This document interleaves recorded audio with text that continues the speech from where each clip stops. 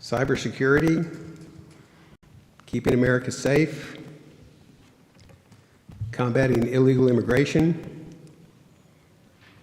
non-citizen deportation, plank for violent protest or riot.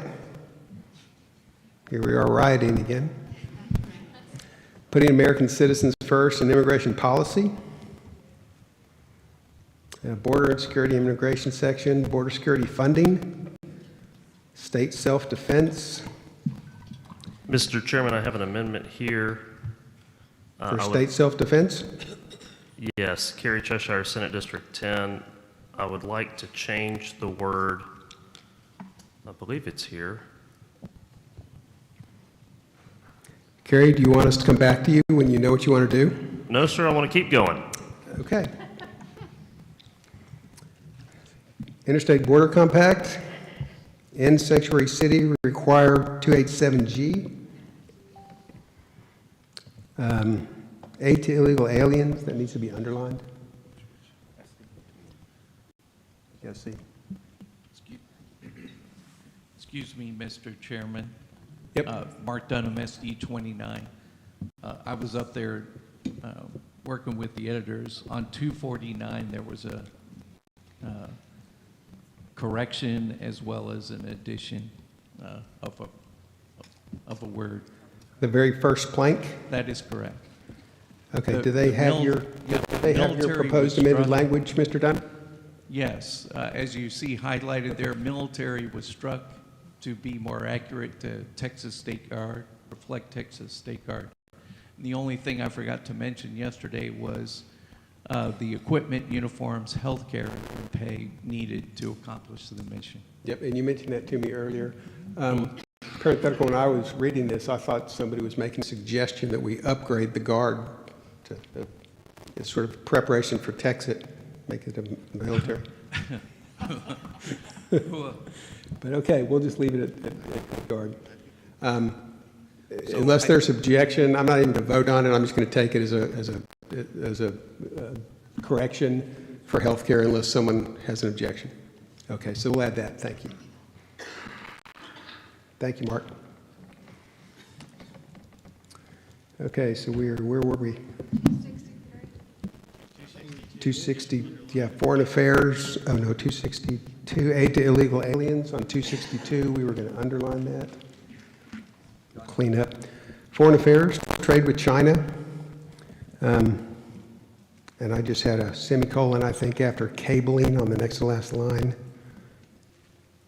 Just makes it a little smoother. Defeating the globalist agenda, dependency on foreign nations. Some of this looked to be the same as the trade with China plank above. Can we take a quick look at that? Brian? Yes, there was some discussion on merging the China planks together into one, which would be under, in theory, Western Pacific 267. It's just, and Cary, do you want to say something on that? But if you look at the language, it's like the first sentence is exactly the same, or almost exactly the same. One more time, Cary. We put it in 264 and 266, so we can strike. I think we just maybe forgot to note it or something. So 263 says we support a re-examination of our trading relationship with China based on America's economic interest, or economic and foreign policy interest. okay, we're going to move. Versus we call upon the United States to re-examine our trading relationship based on America's economic and foreign policy interests. So Matt, Cary's correct. It didn't get struck somewhere, either in the committee or in some of the process. So the motion would be to strike 263 trade with China, because that same language was repackaged a little bit to put into the Do I have a dependency. second to striking 263? Dennis London, SD2, I second. All in favor of striking 263, say aye. Aye. All opposed? 263 is stricken. Thank you, guys. Western Pacific, 266. Europe. I'm sorry. Did you have a question on which one? Western Pacific, Yes. David Armstrong, SD 14. I would move to add the first part of the sustenance from the old plank, the 2022. We call upon the United States to move forward, to move toward full diplomatic recognition of Taiwan as an independent and sovereign nation. Okay. Do you guys have language? Okay.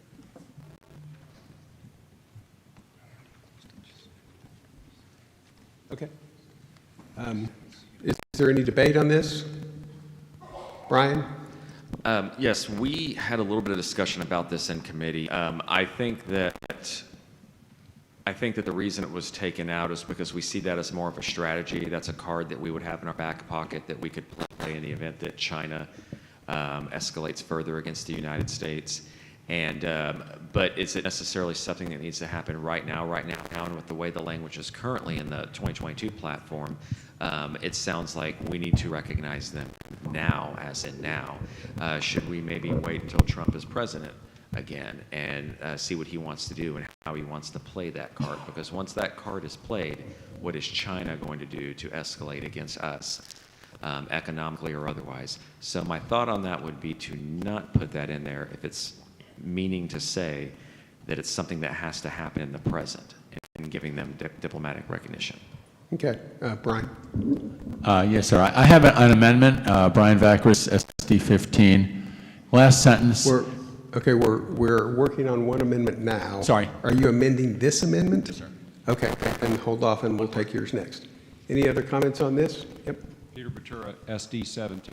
I was on this committee. To just kind of piggyback on Brian's comments, in the last sentence of that plank of 266, we restate our strategic relationship and the partnership with Taiwan there. So we are stating support for Taiwan, and as Brian said, holding off on that full diplomatic push until it's really necessary. Thank you. Okay. Is there anyone speaking against or speaking for?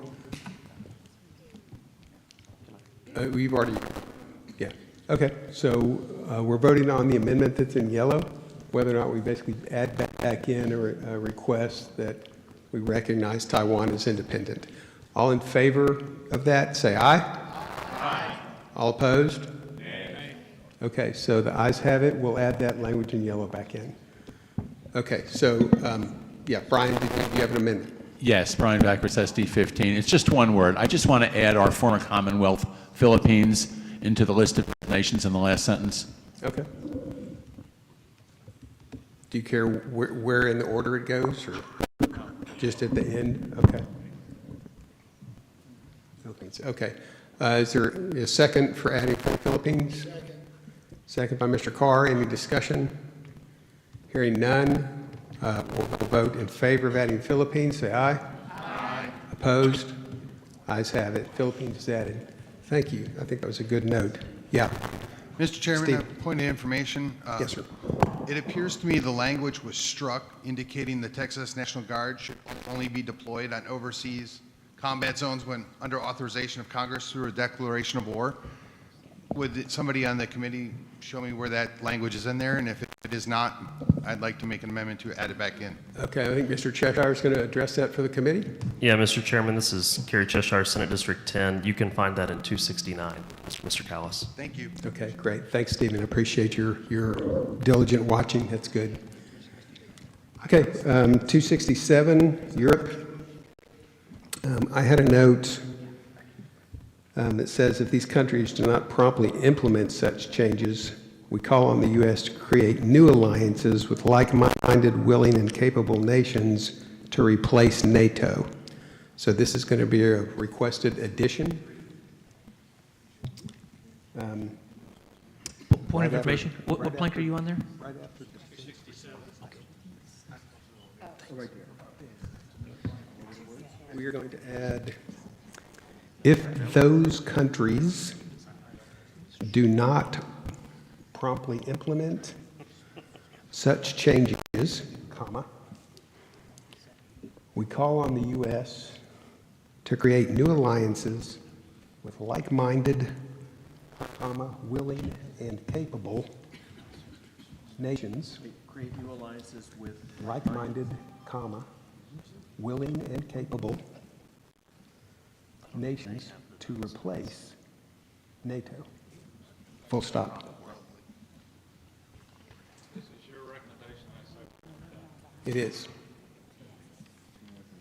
Okay, so if we can get that into yellow so people will see it.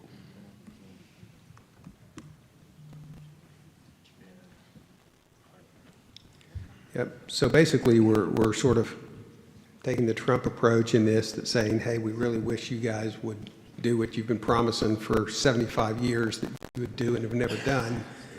And Dan seconded my motion, so I'm going to speak to my motion. Frankly, I'm sick and tired of Europe. I'm sick and tired of them. I mean, they're too socialist. There's Eastern Europe, the only ones that are worth a darn, and they're actually doing some of the things they should do. NATO and the EU countries, really, which is the original NATO, are trying to punish them, and they're not doing their job, and we're running too big a deficit. We can't continue to carry them. We've got to find new solutions. So my personal proposal, sort of behind this, is that we should break off and sort of form something that's similar to NATO, but which requires them to put a deposit of 1 year worth of their 3% defense spending, on deposit with us. And if they don't pay it, then we can kick them out, that we're constantly in charge, that the leadership doesn't rotate. We've just got to get a lot stronger in the way we deal with them. If we're going to bear the burden, then I want full control. And if they're not going to bear the burden, then we're going to cut out the countries that don't do what they're supposed to, and they can be on their own. They can, if they want to take China's money, they can be subject to China's defense if that's what they want to do. I'm sick and tired of them. So that's Stephen's laughing. So yeah, so that's kind of how I feel, So if you guys have any comments for or against this, let me know. Yeah, Peter. Move to adopt. Okay. Yeah. Thank you. We have a second. Anyone want to speak against? Anyone want to speak for? Okay. We'll take a vote on adding the language in yellow. All in favor, say aye. Aye. All opposed, say nay.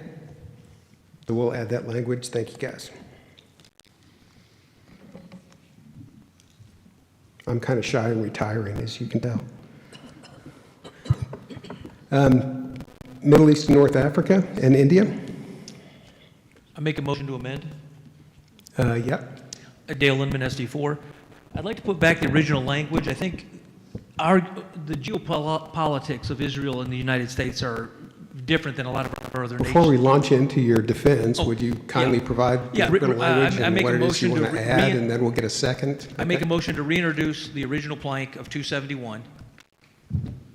I do second that. Andy Eller, SD 24. Okay. Thank you, Andy. And I was going to make amendments to that plank too, but I'll. Hold on until we get it up. Mr. Chairman, point of order, is that, are you seeking to replace 268, or are you seeking to add it back in as 269? Whatever numbering we do, but to replace the original 271 from 2 years ago, whatever number they do, because I've got. So are you wanting to But do you want to take keep out- this language and add? Carrie, I'll chair the committee. Thank you. Are you wanting to replace this plank and take it out and put the other one back in, or are you wanting to simply add in the other one? Whatever the chair would like to do, but I'd like the original language back in. I know you want to get less planks, but more words. Okay, I get it. And so but whatever, but I want the original language 271 I'm back not in. making the motion, so you're going to have to decide. I'm making a motion to add a new plank and put the original plank from our last. So you want back to add the platform. plank? Okay, so the language for striking. this will stay. That's okay. I just want to make sure we get it straight. Okay, so have you got that? Okay. All right.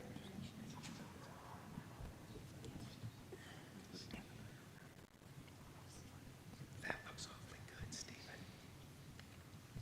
That looks awfully good.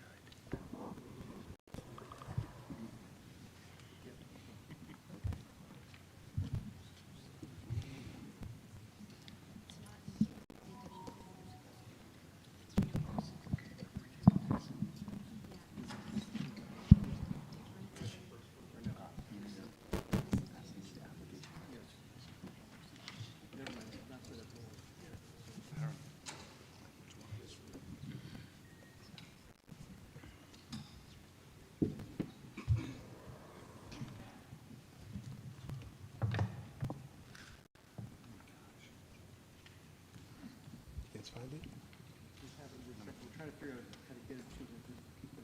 Okay.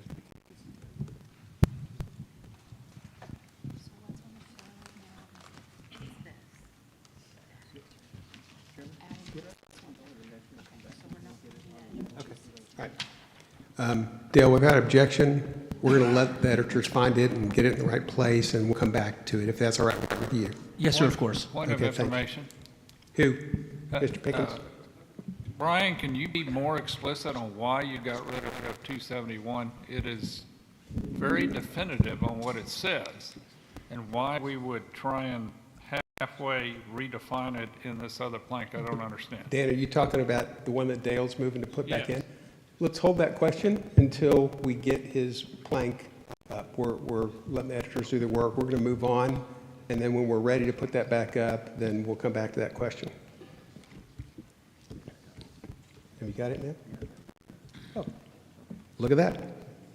So we aren't going to move on. We're going to go ahead and address this, Dale.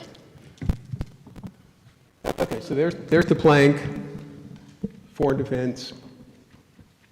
And this is what you want back. Is that right, Dale? 270 that's on the screen now? And if the body would so enjoy this, also I'm going to make some amendments to it to secure their citizens as well. Okay. Free the well, hostages. Can you, all right. Hey, you guys ready? Are you guys ready to listen to him make his amendment?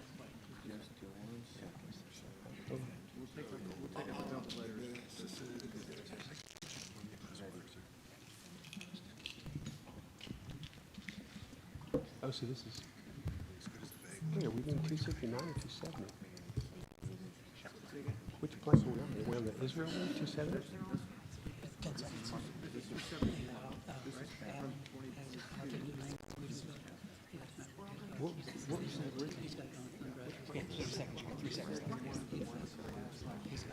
Okay. He just put.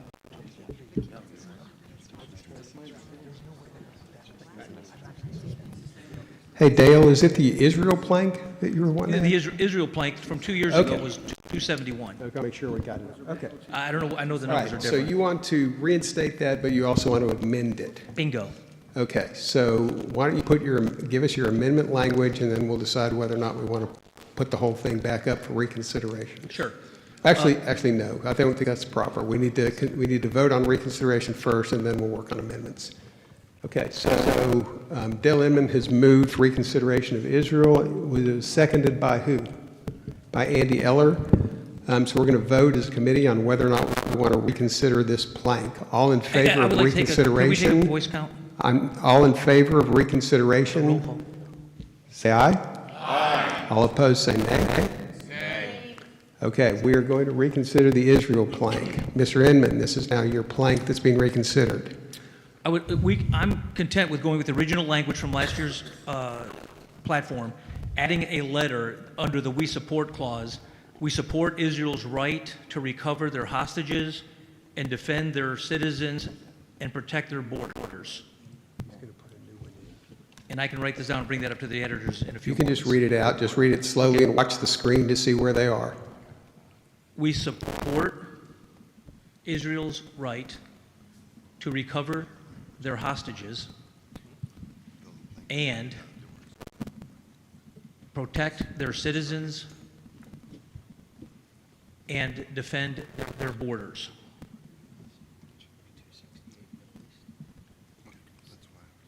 And under the "We Oppose" section, if there is one, I don't believe there is, but after we get through all the "We Support." Let's just make one more plank that says we oppose and then put your Yeah, language. yeah. Okay, so one more letter. Hold on. Yeah. And then he's going to do one more. Yep. We oppose two-state solutions. We oppose any two-state solutions. And then maybe in parentheses, land for peace.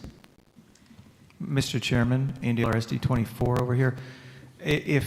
Because the first part says we support and then has A through G, we do not need we support in G, but then H would say we support, we oppose. So we need to correct something there.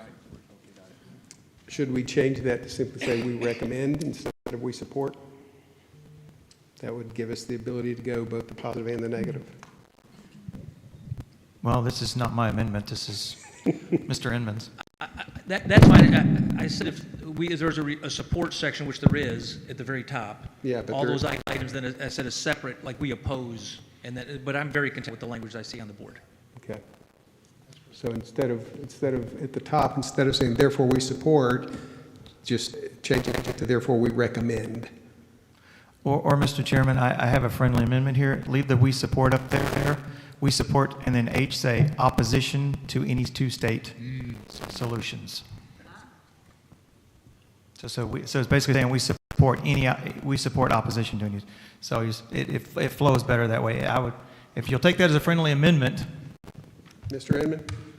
I think it's a little, at least how my mind thinks, it's backwards. I 100% agree with it. I see what you're saying, but when the average reader, I'm not sure if because if they're just reading that, they might read it, we have opposition.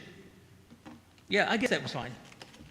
A point of information, Mr. Chairman. So this reconsideration means that we are debating this as a replacement for what the subcommittee passed, or just that we have to amend this first, and then we go to deciding between the two options. Can you explain that? We are not, Mr. Inman has not proposed to substitute anything. He is supposing the addition. So this would be a new plank that would be added to the work that was already completed by your committee. Mr. Chairman? We're not affecting anything your committee has already done. Mr. Chairman, NDLRSD 24. After this is completed, I will make an amendment to strike similar language in 268. We'll get to it when we get to it. Okay, thank you. Okay. All right. So the stuff in yellow is new, but the whole plank is new because we're debating adding it back in. So I'm not going to call for a separate vote on what's in yellow. You guys can see the whole thing. If someone doesn't like what's in yellow, you will have to make a motion to strike that part. Otherwise, we're going to consider the entire amendment as it's shown on the screen, both the yellow and the non-yellow part. Is there any other debate on this amendment? Can I speak? Mr. Bodine? Okay. The reason I would oppose this amendment is because, number one, we did include all the language in what the subcommittee completed. I do, let me clarify, I support the yellow. I support the yellow being added, but I would want it in what the subcommittee did, and we could do that in a sentence or two. The idea behind the subcommittee's work was to get rid of alphabet letter planks, and that it would be better if we had a, paragraph or two or three. Instead, it just flows better. I think cognitively it's better for the average Republican when they're reading a paragraph about an issue that's so present and serious, rather than the alphabet letters. So that was our logic in putting together what we did. And also we wanted to put things in those paragraphs that were relevant to the geopolitical situation, not necessarily like the implication of theology, for example, which is what you would see with the dispensationalist. Mr. Bodine, would you say that Item most C. of the things in A through F are addressed in other planks that the committee has put forward? Yes, they are. The D item is superfluous to politics, in my opinion. That's the only one, because I think it gets more into people's theology, and obviously there's a big difference between covenant and dispensation. Okay. So most of this we can find in other planks if we read the document. Okay. Mr. Pickens, I would like to speak in support of this. in support of adding it, okay? Israel, to me, is another form of one of the most important areas and principles that we should show independent support for, not in this group of Middle East, North Africa, and everything else. We need to keep it separate. It's like pro-life. You keep it separate and specific on what you're for. And I like A, B, C, D because it shows each point independently pointed out on what we support. So I move that we keep it like it is. Okay, thank you. So that's in favor. Is there anyone who wants to speak against? Okay. We'll vote on whether or not we add the entire plank, including A through H, back into the document. All in favor of adding this plank, say aye. Aye. All opposed, say nay. Nay. The plank is added. Yes. Morgan Matthews, SD6. I just wanted to amend A since. No, I'm sorry, it's too late. We've already voted on the plank. Okay, Mr. Chairman, Andy Eller, over here, SD 24. Yep. I would like to move to strike the similar language in plank 268 so that we're not duplicative. Okay.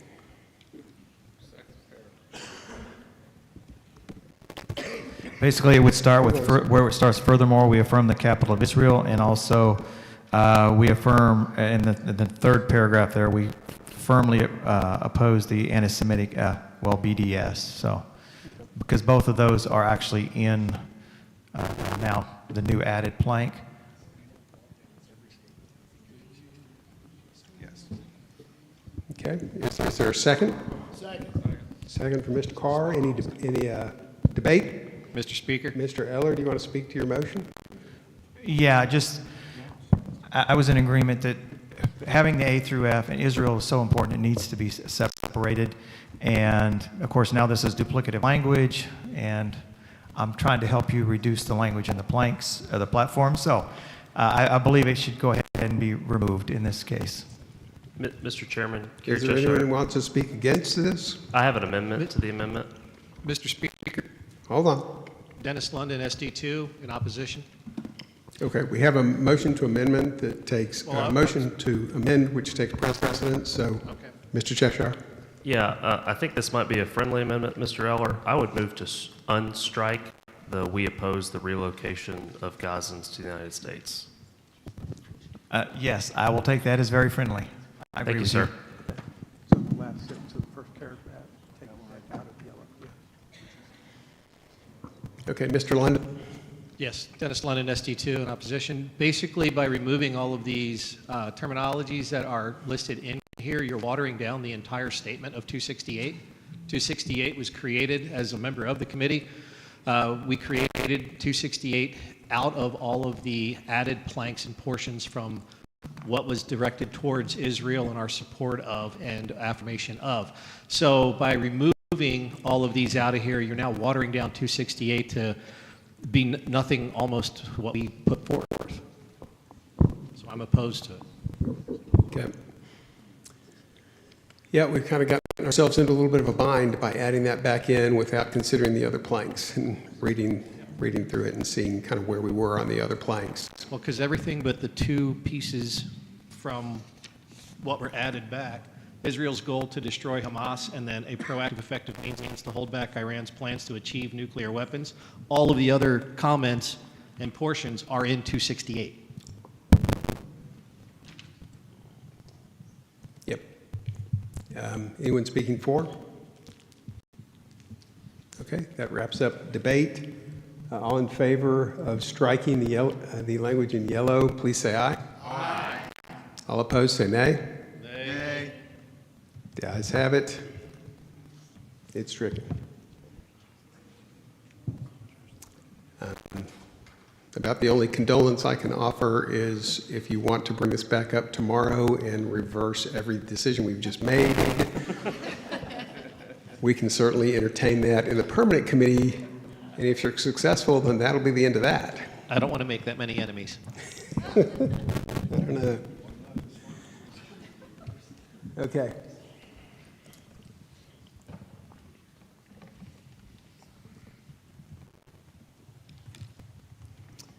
All right, foreign defense, any comments? United Nations, unidentified aerial phenomena. None, okay. I'll call a question, or I'll accept a recommendation that we adopt this section in its entirety. Moved by Mr. Carr, seconded by Mr. Pickens. All in favor, say aye. Aye. All opposed, say nay. Ayes have it, and it's adopted. Thank you all. Mr. Chairman? Who is that? Where's Melinda?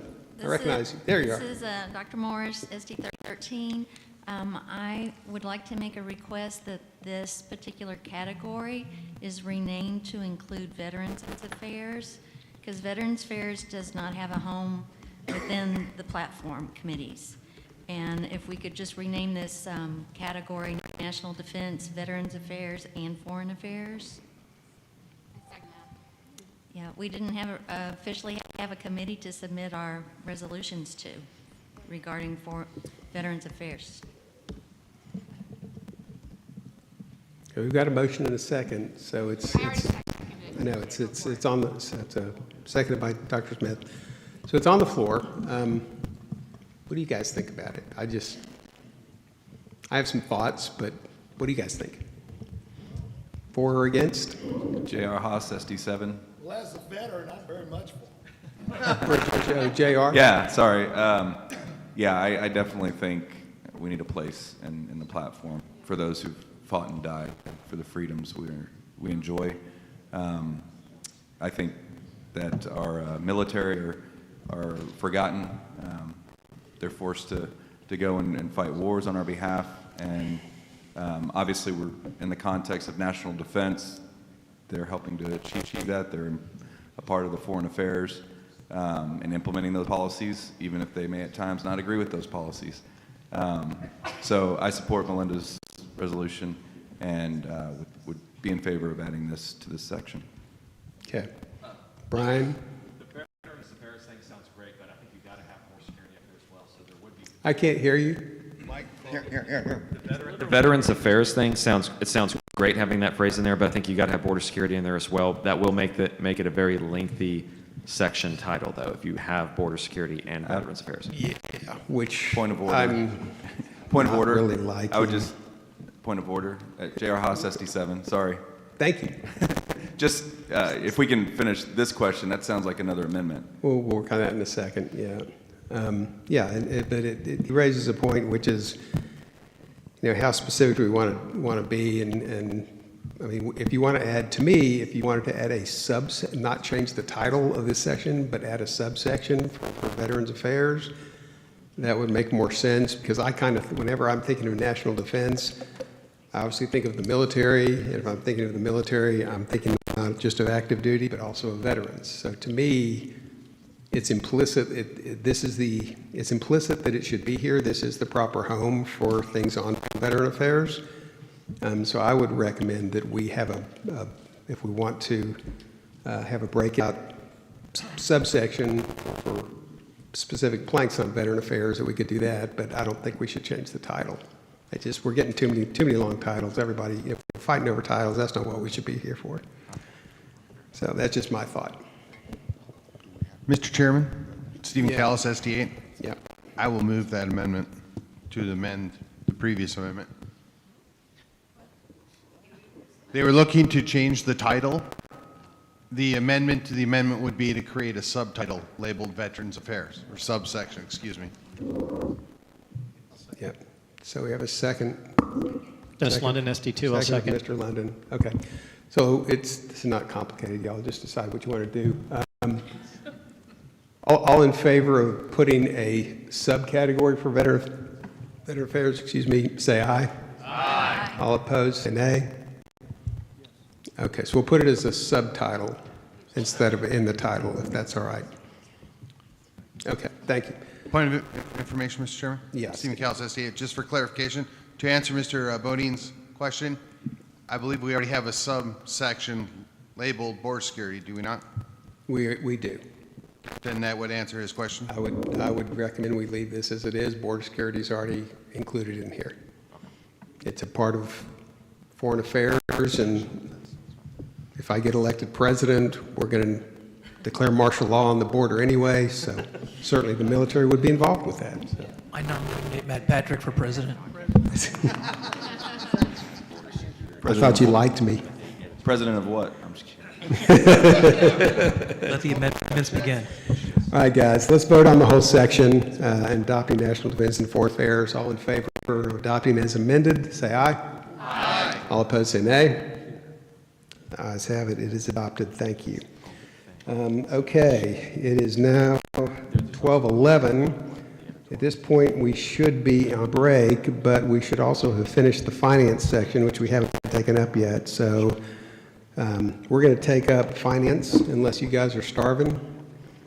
And we're going to get through that as quickly as we can, and then we're going to have lunch. Okay, guys, you ready for finance? We're going to pull finance up next.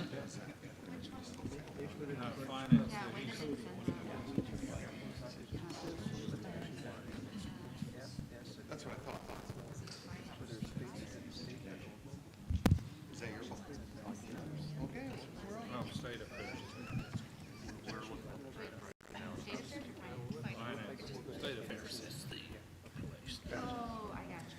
So there's a little cleanup prep that the editorial committee is still doing to that, so we are going to go ahead and break for lunch. Try to get back as quickly as you can, and we'll have finance ready as soon as we get back, okay? All right.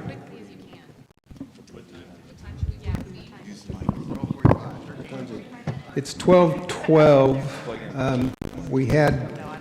We had 55 minutes scheduled for lunch. Let's make it 45 and be back at 1 o'clock. Okay? All right, thank y'all.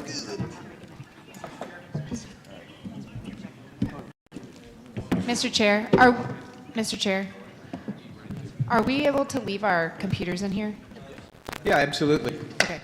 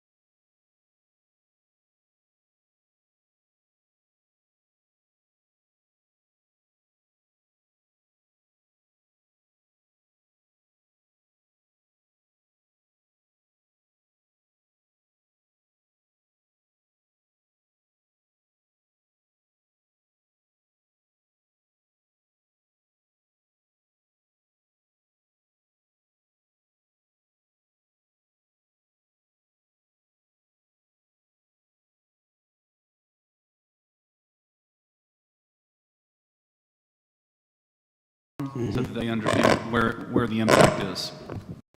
Okay. Okay. All right.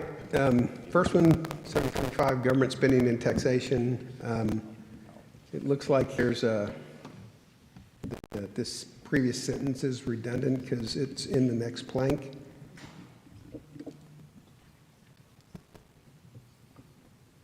You see what I'm talking about? Strict spending limits based on U.S. census population growth plus inflation. And if you look at the start of 76, it says we urge the legislature to amend the Constitution with strict spending limits based on U.S. census population growth plus inflation. So I think it's the same sentence. Mr. Chairman, I believe our intent there was to combine 75 and 76 and to strike 76. Okay. So I think, okay, so what we'll do is we'll consider 75 and then we're going to strike 76 when we get to 76. So let's look at 75.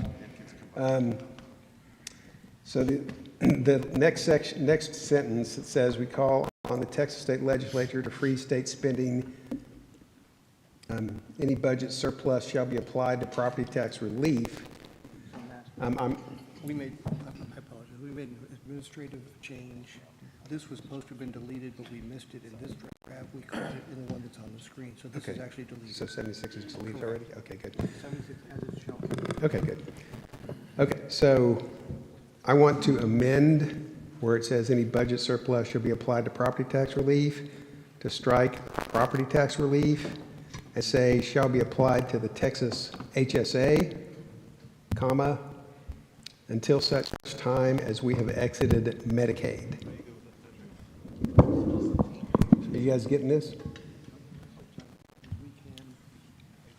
You see what? Until such time As we have exited Medicaid. Medicaid. Mr. Chairman, Warrington Lee Osterman, SD19. Pardon my ignorance, but what is HSA? Health savings account. Thank you, sir. So that's my motion. Do I have a second? Mr. Chairman, as a member of the body, SD8, Stephen Callis, I'll make a motion to add that and substitute for what we had in our planks. You're making a motion to add what's on the screen? Yes, sir. Yep, thank you, sir. Do I have a second? Second. Mr. Pickens seconds. Do you want me to discuss it, even though it's your motion? If you wish to, I don't think we need any discussion. Okay, the only reason I'm adding this is because we have in the Health and Human Services section, a plank where we urge the creation of a Texas Health Savings Account that will work exactly like I'm talking about here, so that we can build up enough money so that we can get out of the federal Medicaid program and create a Texas controlled, 100% controlled substitute. So if we're talking about what to do with the rainy day fund, which is near and dear to my heart, since I was a banker and a long time ago, and actually is the one that kept the state afloat so that we can have a rainy day fund. So I've always had kind of a particular interest in it, and that's what I think is a proper use for us to do this. So, yeah, Elaine, did you have a comment? Just a point and just a suggestion, since at least one person in the room didn't know what HSA is, should we spell it out? If you want to, we can. I think health savings account, I think most people know what a health savings account is, but we can spell it out. Can you spell it out? Yeah, but if it comes later, so it's easy enough to clarify, so thank you, Elaine. Mr. Chairman? Is there any discussion? Mr. Chairman, just a point of information. Until such as time as we have exited Medicaid property tax relief, I think there's something awry there. Strike property tax relief. Yeah, that's what I was wondering. Thank you.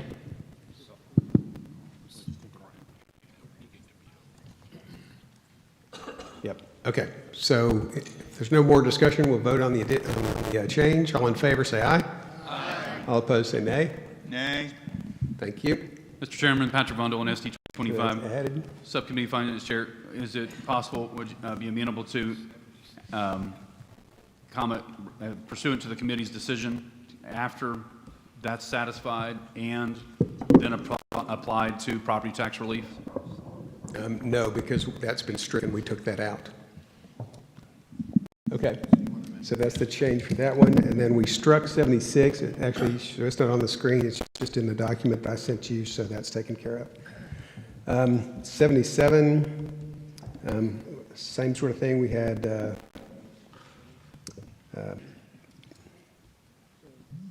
under Economic Stabilization Fund. Wait, what am I looking at?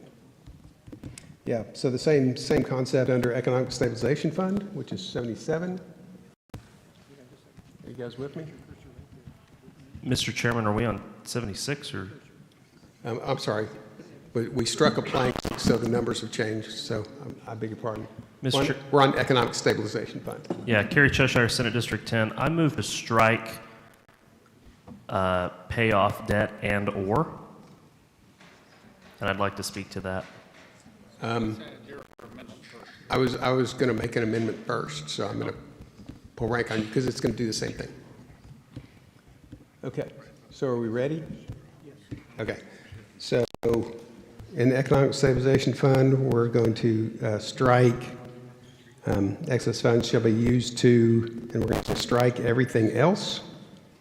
We're going to strike pay off debt and or provide tax relief, and we're going to substitute shall be deposited in the Texas Health Savings Account.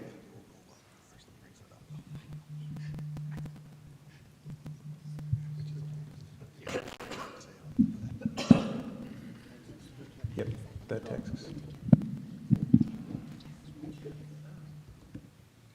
Yep. So it'll look like that. Mr. Chairman, Patrick Vondel on SD 25. Amendment to your amendment is to maintain after the satisfaction of the Texas HSA and the departing of participation in federal Medicaid to then maintain property tax relief pursuant to the committee's decision. Okay, so we have an amendment to put, and then go towards property tax relief? Yes, sir. Okay. So after Texas Health Savings Account, after the yellow, just add and then go towards property tax relief.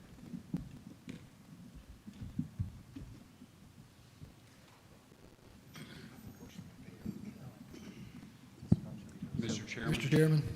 Point of information.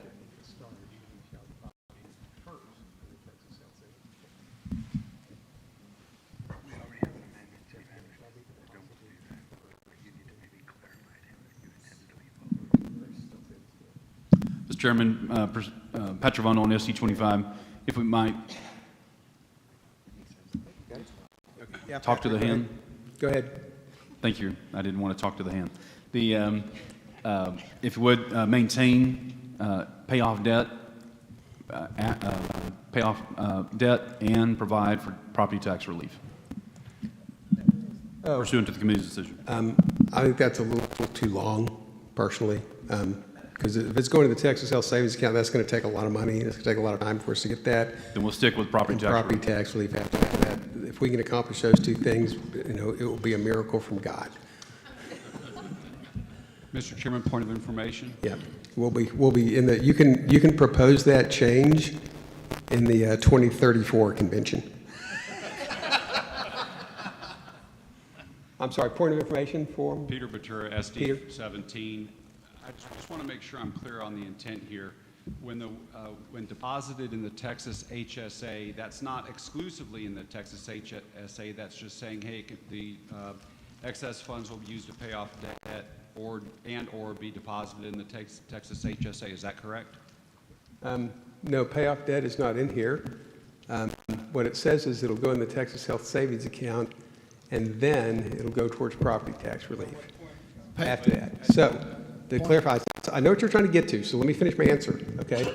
So if you look in, when we get to it, which you haven't seen yet, unless you read the platform from last year, the Texas Health Savings Account will require, well, the way I have it configured, I don't know if it's in the platform right now, is we'll have to deposit like 1.5 times to 2 times the amount of the matching funds that we get from the federal government, okay? So that might be $100 billion a year, right? So we'd have to build up a fund of 150, billion before we move to the next thing, which is going to be property tax relief. So basically, in finance, it's called the waterfall system. So you pour tax money in, and once you fill up the first bucket, it spills out, it goes in the second bucket. I'm putting a second bucket underneath called the Texas HSA, and it has to fill before you can do anything else. So that's why it's sequenced like this. Thank you, sir. Okay. Mr. Chairman? Yes. Can we add the HSA in parentheses after that? If we want to. We're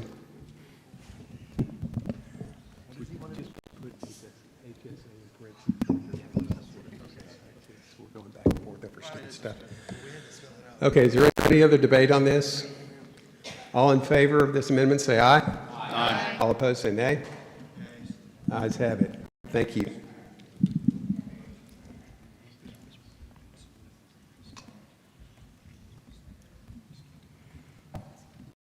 Under government pensions, you got government pensions?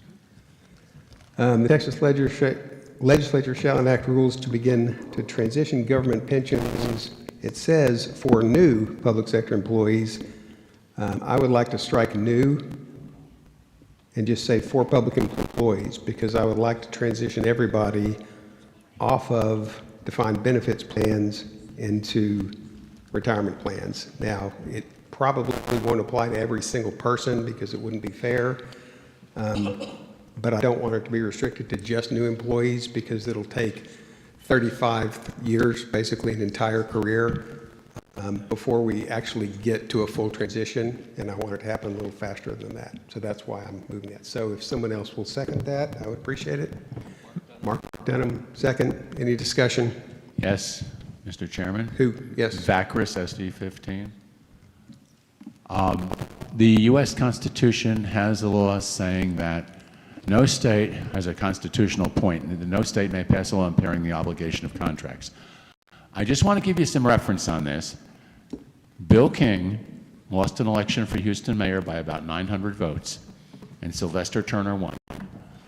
I talked to several public employees, and they voted for Turner because King wanted a defined contribution instead of a defined benefit, and they thought it would apply to them. If we do this, we're going to have to make it absolutely clear to current employees that their benefits will be protected one way or the other. It's a big chunk of the voting population. Thank you. Okay. Dan? So I have a point of information. I'd like to understand how, I know a lot about private pensions, but I don't know much about public pensions. Private pensions, I sign a contract, and the contract is binding from when I sign it going forward.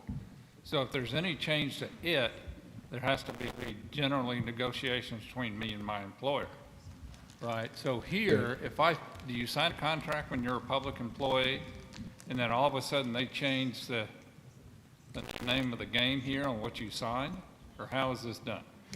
Yeah, so that's sort of the point that Brian was making, but I would counter the fact that the government basically passes law, and the law is what rules.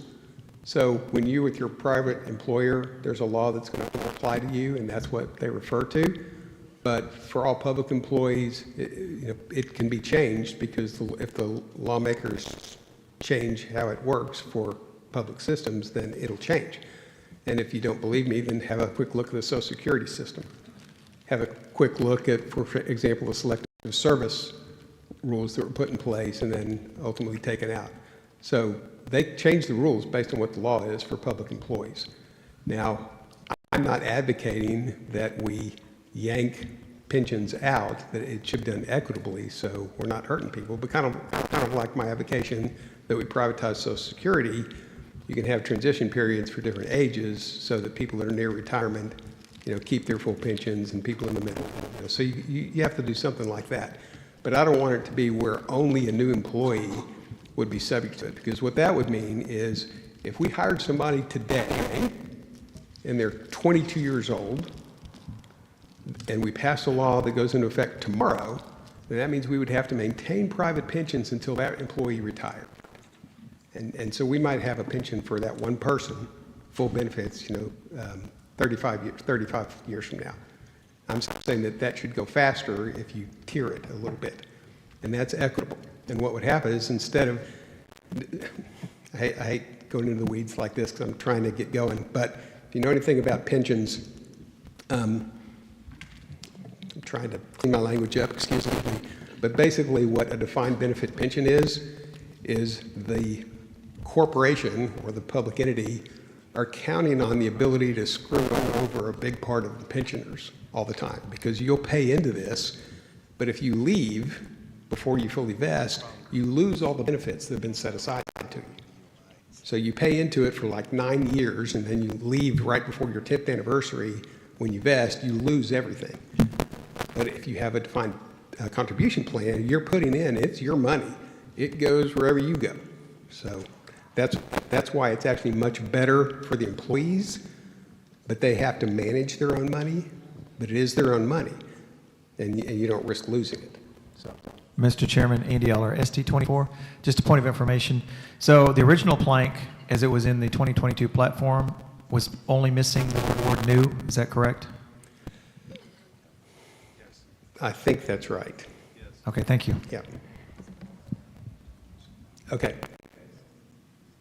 So are we voting on this? Okay, let's have a vote. All in favor of the change in yellow, say aye. Aye. All opposed, nay? Nay. Ayes have it. Thank you.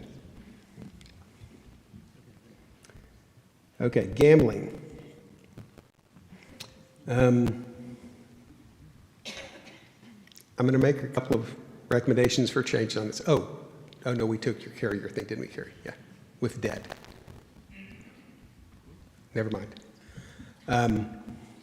On gambling, I want to strengthen this because gambling is so insidious and damaging to the fabric of our society and our culture. This week, the gambling lobby contributed $9 million to their favorite candidates in the runoffs. This week.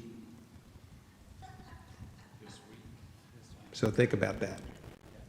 And think about the implications of that and where that's going. If you don't think they have expectations for getting a return on that investment in the next ledge, you're playing in the wrong game. So I don't want them coming in. I don't want them anywhere in Texas. So I'm going to propose the following. And I'll just read this and I'll note where it goes. It says, we oppose any expansion of gambling, including, and then I want to add the words, and especially, legalized casino gambling. And then after legalized casino gambling, I want to add the words, of any type or size, whether as a standalone business or partnered with any other business or resort. Repeat after whether. Whether as a standalone business or partnered with any other business or resort. Because resort gambling is kind of what they're wanting to bring in. And they're wanting to build standalone casinos, but they're wanting to make it like, a big Las Vegas kind of thing is what they're trying to do. And at the end, we've got fuzzy animals, which I'm not sure what that's supposed to be, so I want to kind of take that out. So I'm just going to throw that in kind of gratuitously. So if we could take out fuzzy animals down on the second to last line. Point of order. Mr. Chairman. Yeah, Gina. One, the fuzzy animal has to do with that you win an animal, like a fuzzy, like stuffy, like a kid toy or whatever, and then you sell it back for money. So it's an inadvertent way of gambling that's current. So that's how that goes. So How do you know that? Because we have this in. Because I don't know that. I live in the unincorporated parts, and we have things like that happen. That I actually couldn't understand what these were, and Yeah. like why this was happening, and this was how this. I don't get out of the house We had a much, sorry. good laugh about this in State of Affairs, but I was also wondering, can anybody fuzzy share with animal me back in. State Affairs we talked about this. I don't think it was in. We ended up sending it somewhere. Is gambling covered anywhere else, or is this the only place in the committees where this was talked I about? think it's just here. In last platform, this was the right place for it. Okay.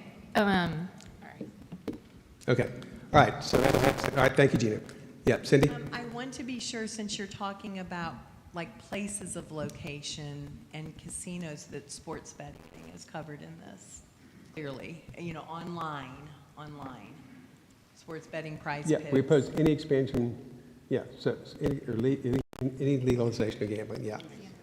So if we don't have it now, we can't have it. I don't see. I see. If we don't have it now, we can't have it. We oppose any expansion of gambling. Read the very first sentence. I see that. Yeah. Okay. Okay. Any comments against? Mr. Chairman, a friendly amendment where it says, in order to keep it shorter, whether a standalone business or partner with any other business resort, can we just say, or any affiliate? Or do you want it to maintain that? Any affiliate where? Where it says, or with any other business or resort? Yeah. It's not, it saves a couple words. What do you want to add?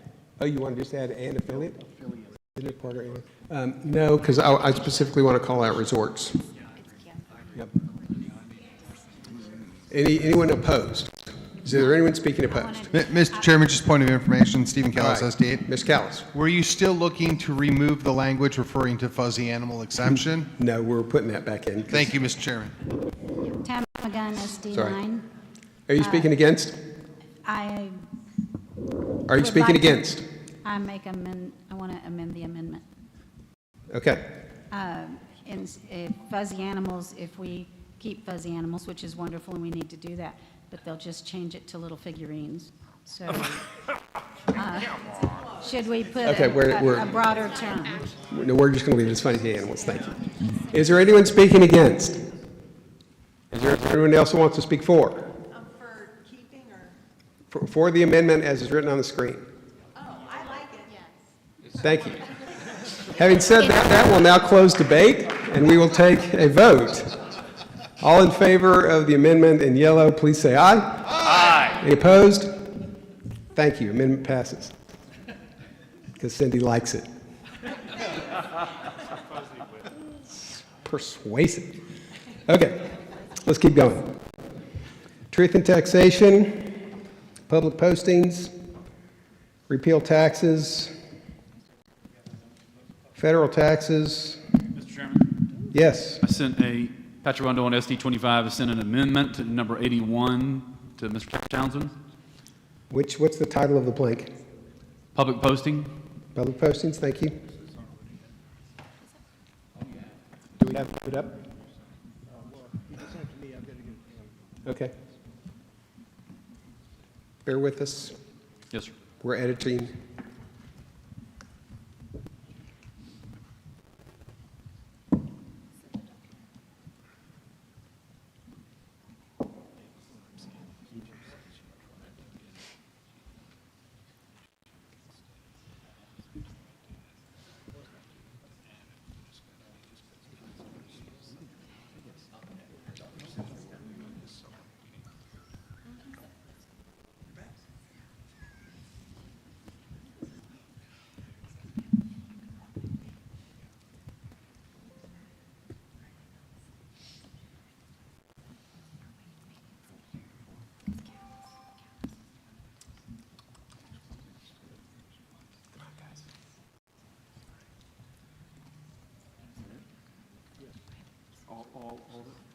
All that, Patrick? Yes, sir.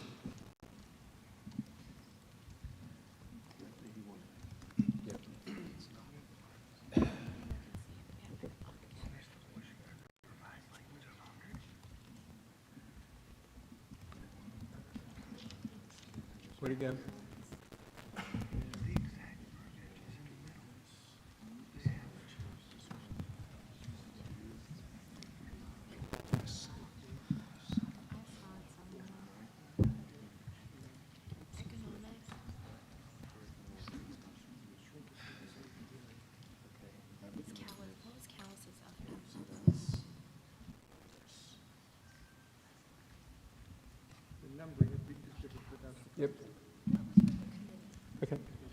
So I think the yellow part is what we already have, so we're basically adding A and B. I mean, the sentence at the top is what we already have, so we're adding A and B.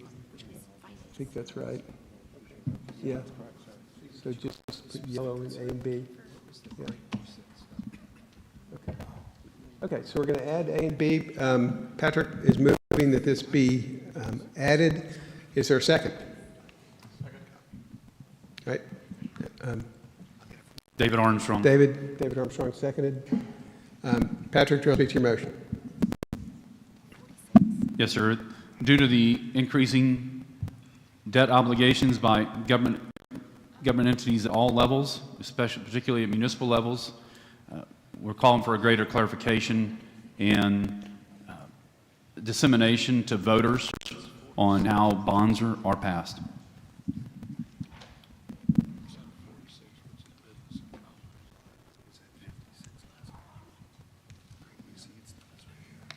Okay. Anyone want to speak against? I'll take 1 for, since Patrick just summed up his own motion. Is there anyone else who wants to speak for?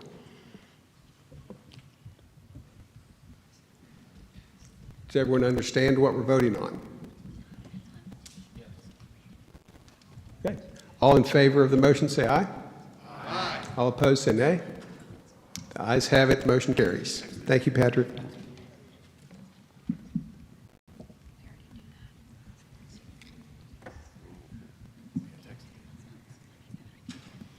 Okay. All right, so moving on, we're on federal taxes. Let Texans run Texas.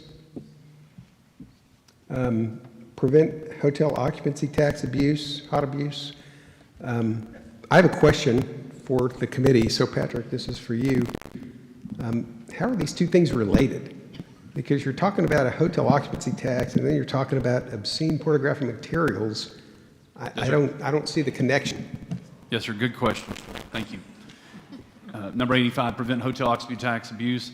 City of San Antonio in 2011 began using the hotel occupancy tax, the very tax that you're paying, each of you are paying that are not here, that are residing temporarily in the City of San Antonio at a hotel or otherwise. You're paying 18% sales tax now in San Antonio, and the City of San Antonio has seen fit to utilize that hotel occupancy tax to promote all sorts and promulgate and promote obscene and pornographic materials and acts using the hotel occupancy tax. The state legislature has authority over the hotel occupancy tax, and the state legislature has the ability to restrict the hotel occupancy tax as it sees fit, and that's our proposal, is to the legislature to begin restricting home rule cities and the abuse of the hotel occupancy tax, so that your tax money is not wasted on obscene and pornographic materials. Okay. All right. So, Committee members. thank you. Okay.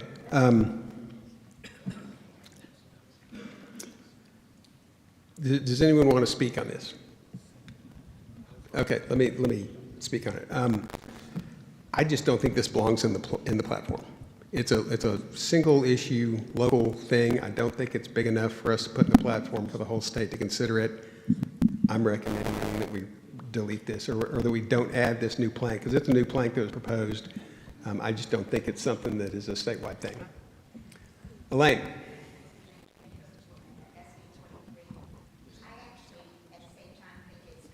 Can't hear. I don't know why. I know you got the mic, but it's not working, I think. There we go.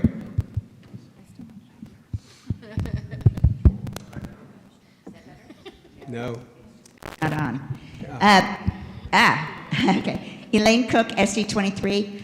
I think that even though it's a single issue, every time we can say we do not want tax dollars to pay for pornography is a good thing. Thank you. If we can't, if there's some other place to put it, fine. Okay. I appreciate that. Yep. Isela? Mr. Chairman, if we're considering it and it's up to vote, point of information, can he elaborate on what pornographic material he's talking about that the city spends this money on? I really don't want to get into more elaboration. I know when I see it. I mean, basically, they're spinning it on smut, so, I mean, it There's a it says what it there's a says, detailed so explanation. I'm not sure you want to hear it, I but really don't it's want to real. hear it. So, do you guys want to keep the plank or not? Let's, what? Call the question. Thank you. I'm just going to go ahead and call for a vote. All in favor of adding this plank, say aye. Aye. All opposed, say nay. Nay. Okay, we'll add the plank. That's fine. Okay, that being said, the very gracious and very hardworking Steve Evans is here, my colleague from SREC. He's brought us all our credentials. Steve, do you want to go down the line? Do you want me to call people out? I've got a roll. How do you want to do it? Committee members, take out your IDs. You need to have your ID and show it to Steve. Check IDs. I'm going to check it really fast. Steve, I want my reasonable impediment form. Can I have a reasonable impediment form?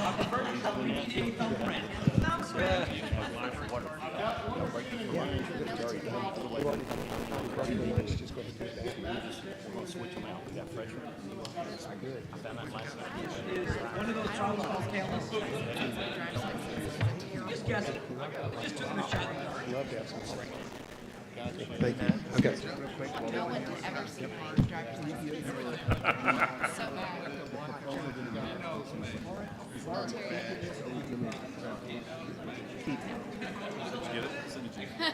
Actually, it's just my husband. I'm married into it.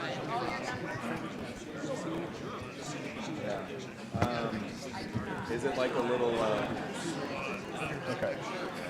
I didn't get your editors to add more lists. Yeah. My bad. Yeah, he's going to get The guy let me put, No, my money's he fixed my hair. It's a good photo. It's on, well, the last one, the last one, my eyes were closed. The only way to get a job done is to start. With that kid, and I was like, yeah. Nah. I was like, hell yeah, it's a great photo. If somebody got the trouble with his background check, I had to like, I had a really great one. My hair, makeup, and then I had to go very quickly and update. I was like, I had to go update my address. And they're like, I'll take it from you. which is nuts. So I'm like, they're like, no, we have to update because it's been more than like 2 years or something. Okay, guys. Yeah. So I don't know what she wants on this because they have an F now. Do you feel like this is close enough? Like, is she? Let me get him out. You can try that, but you'll be having to prove it again. By that time, they have already stolen your gun, stolen your ammunition, ruined your life, and paid for it at the same time. But yes. I don't understand it, so like. Okay, so I'm going Yeah, for sure. why don't you take half of these? I'll take half. Yeah. That's going to work. All right, just come with me. Just go ahead.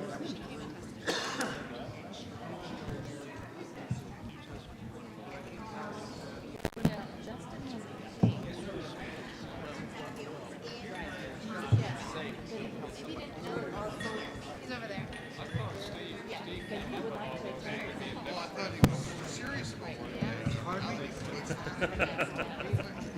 You know the dangers of card.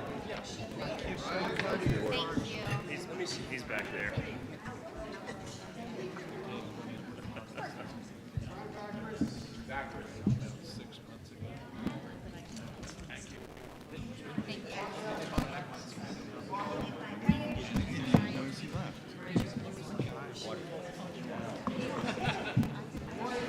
Right here, sir.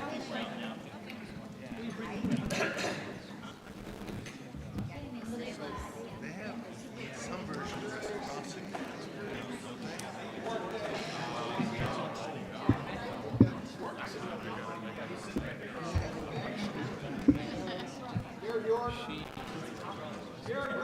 Yeah.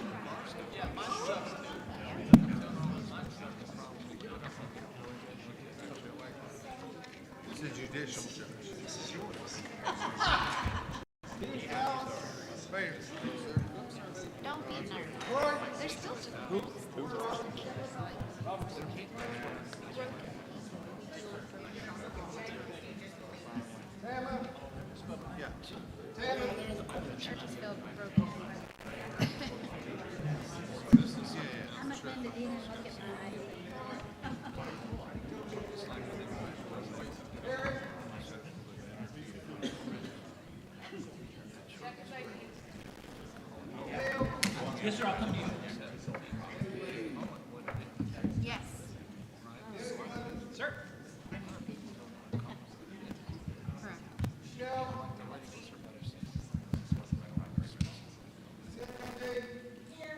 I'm just curious, how does a guy that works in New London at the submarine base not have enough clearance to carry a fire? That makes no sense. You know what's odd about that? I bet you $1 million that they've never went and investigated a single case in the state. Because I know Dartmouth, inside each Still make you okay. well, I'm sure they have. I don't like doing those things, but just. And probably, what is it, destructive devices?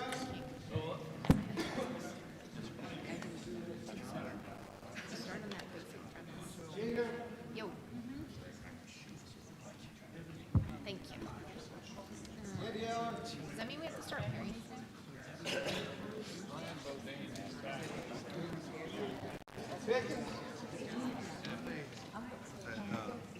Religion of love? Religion of power? She's over here.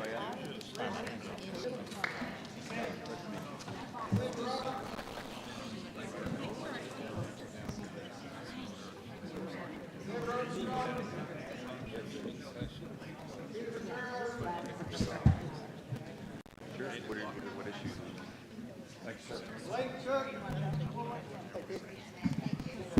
Yes, sir. John Carl. Last but not least.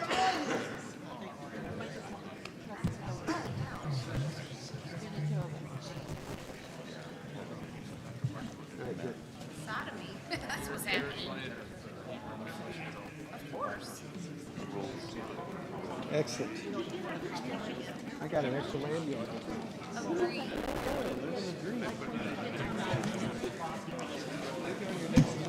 I know, right? When I was 18, I said actually. Okay, we'll get back to it. We are in the school finance and property taxation part. Plank on elected officials' salaries. Any comments? Impact fees and management districts. Permanent school fund. Axe the property tax. Property tax relief. Mr. Chairman? Yep. Warrington Lee Osterman, SD19. I'd like to make a adjustment on axe the property tax. Yes, sir. State your amendment. On the last sentence, we urge the legislature to immediately develop and implement blah, blah, blah, blah.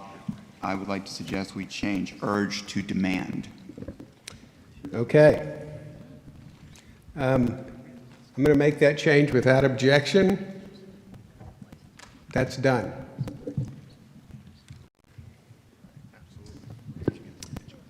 Property tax relief. Bonds create bondage. Mr. Chairman, Andy Eller, SD 24. Mr. Eller. This plank. Which plank? Property, bonds create bondage. Yes, sir. We have a very similar plank in election integrity, or actually it's under government and election integrity. And let me get that language here. It is very close. The only thing we don't have is the amendment that was added in this one, which is, let's see, the amendment on this one was, excuse me just a minute, I'm trying to read this. Any bond election at any level of government in Texas must state on the ballot that this is a tax increase in bold print. We do not have that, but the 2/3 and the 20% we have in ours, but we have a lot of other language, such as forbidding rolling polling. Would it be okay if I read that? Because I think I can make an amendment to strike this and then take up that extra language in ours. Does anyone need him to read it? Because I think we could just strike it and take it up later. I would appreciate that if the finance folks would let me do that. Any objection? No objection. With no objection, we're simply going to remove this here, and we will take it up later when we get to the government and election integrity section. So strike that out. Okay. Thank you, Andy. Administrative bloat is not transformative. Oppositions to market distorting tax and finance subsidiaries subsection. No corporate welfare. Eliminate federal activity. Now, transparency and oversight, we've got in the Fed. The chair would entertain a motion to delete this plank.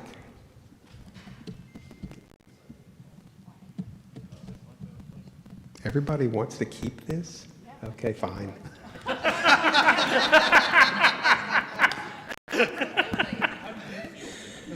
Yeah, I know, right? Don't get me started. Right to use cash and cash substitutes. And before we depart that, I just want to say thank you for the work you guys did to improve this and make it work. I understand that Mr. D'Orazio testified, did a great job, as he always does. So thank you for having this plank. You're welcome, and he did. Yeah, Ms. Castillo. I absolutely love the plank, but would like to move to amend the title. So you don't love that much. No, I would like, I love it so much, I want everybody to see it.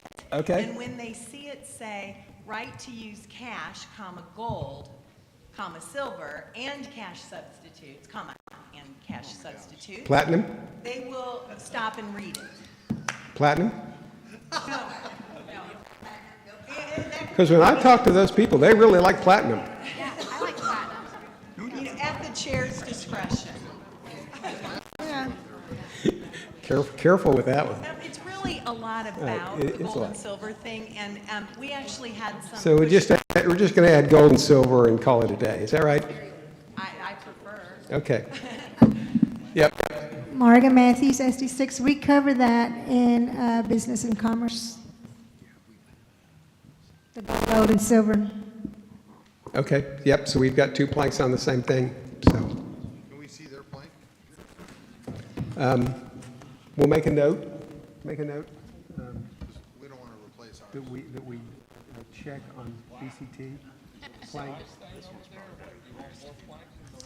No, we're gonna strike one of them. And so what we're gonna do is we're gonna leave this here for now. And when we get to that section, we'll look at it and we'll come back and compare. Okay? Okay. Mr. Chairman, so point of information, so when we adopt this section, we're adopting it except this one? Yeah. Okay, thank you. With a right to revisit. Yeah. Okay, thank you. Yep. Okay. All right, so entertain if you need a paper towel, SREC man Bishop will take care of it for you. And many of you have some good water. I'm crying because we're keeping a plank on the Fed. So we're going to accept this section with the caveat that we might end up striking the gold and silver plank and other cash substitutes, depending upon what we do in BCT. All in favor, say aye. Aye. All opposed, say nay. The motion carries. That is adopted. Okay. Mr. Chairman, I'd like to recognize the Finance Committee again and thank them for getting from 26 planks to 21 planks. Thank you very much. Absolutely. Oh. You're here. They're picking up the slack. You're my new hero. Picked up the what we had. We did strike one. Okay. All right, so next up, I mean, we got a lot of work to do. I appreciate we're all having fun. I like it, but now we got to do Health and Human Services, which is long and hard. Are you ready? Where's Melinda? Okay. Is that section ready? You guys got all the bugs worked out? No, we're ready. Okay, good. Okay. Okay.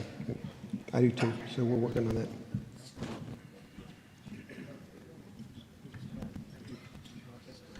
Where did HHS show up at?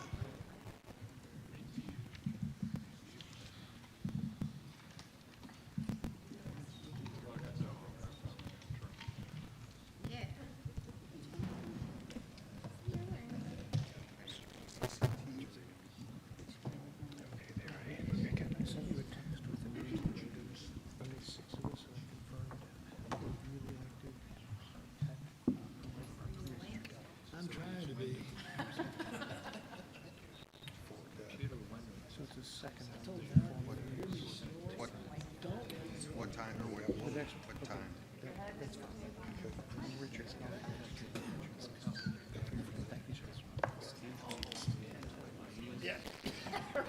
How do you vote?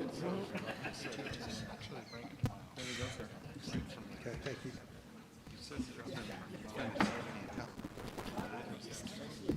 But hey, we're still having fun. We are gluttons for punishment here, baby.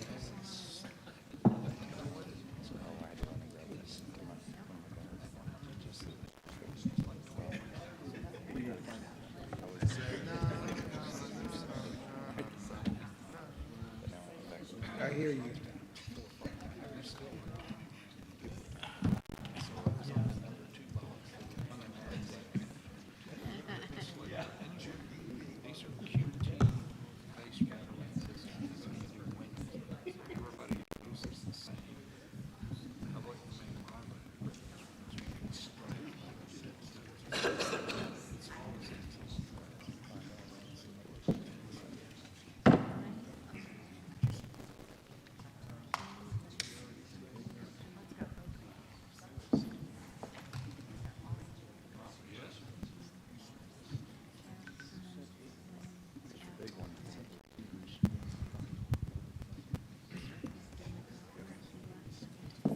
Sorry, guys, taking care of getting my editors their credentials, too. They're working as hard or harder than we are, probably harder. Okay, Health and Human Services.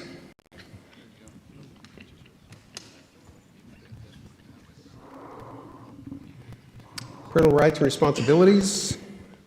The last sentence, I think, is repetitive to the first sentence. Parents have the God-given right and responsibility to direct and guide their children's care and moral upbringing. Mr. Chairman. Dennis London, SD2. I find that your suggestion on that last sentence being duplicative is correct, and I would ask that we strike that last sentence. Thank you. Do I have a second? I would like to make a motion. Any debate? All in favor? Aye. All opposed? Nay. It is stricken. Thank you. Thanks, Dennis. Parental rights. Carter. Just like to make a friendly motion. I think it was originally in here, but I really don't like acknowledge the fundamental given right. I like You don't like support. what? I don't like the word acknowledge. I would prefer support. A lot of people can acknowledge the Bible and not believe in it. So we support this, and I would prefer to put it back in. Okay. So substitute support Yes, for sir. acknowledge. Second. Okay. Without objection, I'm going to take that motion. Take that change. We will make that. Thank you. Thanks, Carter. Good spot. Parental rights of dependent adult children. Parental consent. Medical freedom. Mr. Chairman, Stephen Callis, Stephen SD8. Callis. On plank 137, I see that they had struck letter, sorry here, providing a letter J related to the healthcare professionals that are nurses, and I'd like that put back in. Yep. Melinda, do you want to address that real quick? I can give you the background on why it was removed, and it was a unanimous vote of this subcommittee. I'm an OB-GYN at 35 years. I just went to my 40th medical school graduation. So I've practiced before nurse practitioners were really specialized. And I have all the respect in the world for nurses. I have hired and worked with LVNs, RNs, nurse midwives, and advanced nursing practitioners. And when nursing practitioners was developed, they're considered mid-level providers, and they were developed to assist doctors so doctors could increase the number of patients they were seeing. And they work under the direct supervision of the physician that they have a contract with. And that's been the standing in the state of Texas, and it's also supported by the Texas Medical Association. And this J was added to medical freedom 2 years ago during COVID, when there was a sense that there needed to be an increased numbers of providers because of the epidemic. But we made a lot of changes due to COVID that now we're having to rescind because it wasn't in public's interest. And the nurse practitioners over the many years have developed multiple subspecialties. Now some are specialized in cardiac care, family practice, obstetrics, neonatology, and they have a whole bunch of alphabets behind their names. But the two letters they don't have behind their name is an MD. And medical training is different from nursing training. It's more intense. It provides knowledge at a different level, and it's not equivalent knowledge, and I don't believe the care is equivalent. And I do believe that it's a public safety issue to maintain nurse practitioners under supervision and contract with physicians. So this was the background to discussing this section. And we had testimony from nurse practitioners during that subcommittee, but it was a unanimous decision of the committee to delete this and to keep nurse practitioners under the delegation agreement with physicians in the state of Texas. I know other states in the nation have given nurse practitioners the right to practice independently, but Texas takes care of Texas, and what other states do, we don't necessarily do. So that is the background for our decision to remove this letter J. Thank you, Melinda. Mr. Dr. Chairman, Morris. may I speak to my motion? Who? Stephen Callis, Yeah, SD. sorry. Well, I agree that doctors do have different education, and nobody's seeking to take anything away from the doctor's accreditation. However, times have changed. We don't need a cartel of the Texas Medical Association dictating the terms on how we can all get the care that we might choose to get. If somebody goes to a clinic or they're in a very rural area and they can't find a doctor, should we force them to travel 3 hours to go get medical care when there is a nurse practitioner perhaps available? And if you're not comfortable seeing a nurse practitioner, nobody's forcing you to do that. It seems to me that this is gatekeeping, and this is something that as freedom-loving Texans we don't support. People have the right to seek out medical care where they want to get it and who they want to get it from. Now, I appreciate that the doctors perhaps feel threatened, but this is where people have a right to choose. Okay. Thank you, Mr. Callis. Ms. Lundquist? I'd like to add to what Steve said. I'm speaking from personal experience. I'm originally from a rural area, and I feel that nurse practitioners are being abused. Basically, doctors are making more money off of adding more patients to their business. And in my area, for example, Gateway Clinic of Zapata and in Laredo, these patients, and these are thousands of patients, like my parents, they will never meet the doctor that oversees their cases. They never do. They've never seen him, not once, not even once a year. It's always a nurse practitioner, and Ms. Heather, who proposed that letter J, that part of the plank, she also expressed a big concern and unfairness that when a doctor passes on, unfortunately, the nurse practitioner cannot continue to see those patients. Those patients are stripped away from her, and that's not right. And it's more to protect the patients because, like he says, they should have the right to choose to see the nurse practitioner that they've been seeing. Thank you, Sarah. Is there anyone who's else? Mr. Hall, Senator. May I speak? I'm not part of the panel on this. What a hard choice for me. Yes, of course you can speak. Now, we've had this discussion numerous times on this issue, and the reality of where we are today. In the Senate? On the floor, yes, in hearings. Okay. The discussions on this very issue. And it turns out that the current practice is 99.9% a financial deal between a doctor to allow this to happen. It's limited to a report every now and then, a discussion with a doctor, just to establish a relationship. The practical aspect is that the practitioner does provide the medical services pretty much independent of the doctor. But it costs them $50,000 to $100,000 a year to get that oversight just to meet the state requirement. And I think the public is far better off served if we just remove that financial, that link in there. They're still limited by law to their scope of practice. So it's not like they can become do anything anywhere. They're still required by other law to operate within their scope of practice. And if they can also have a relationship with a doctor, but it won't force them into an unnecessary financial burden just to do it.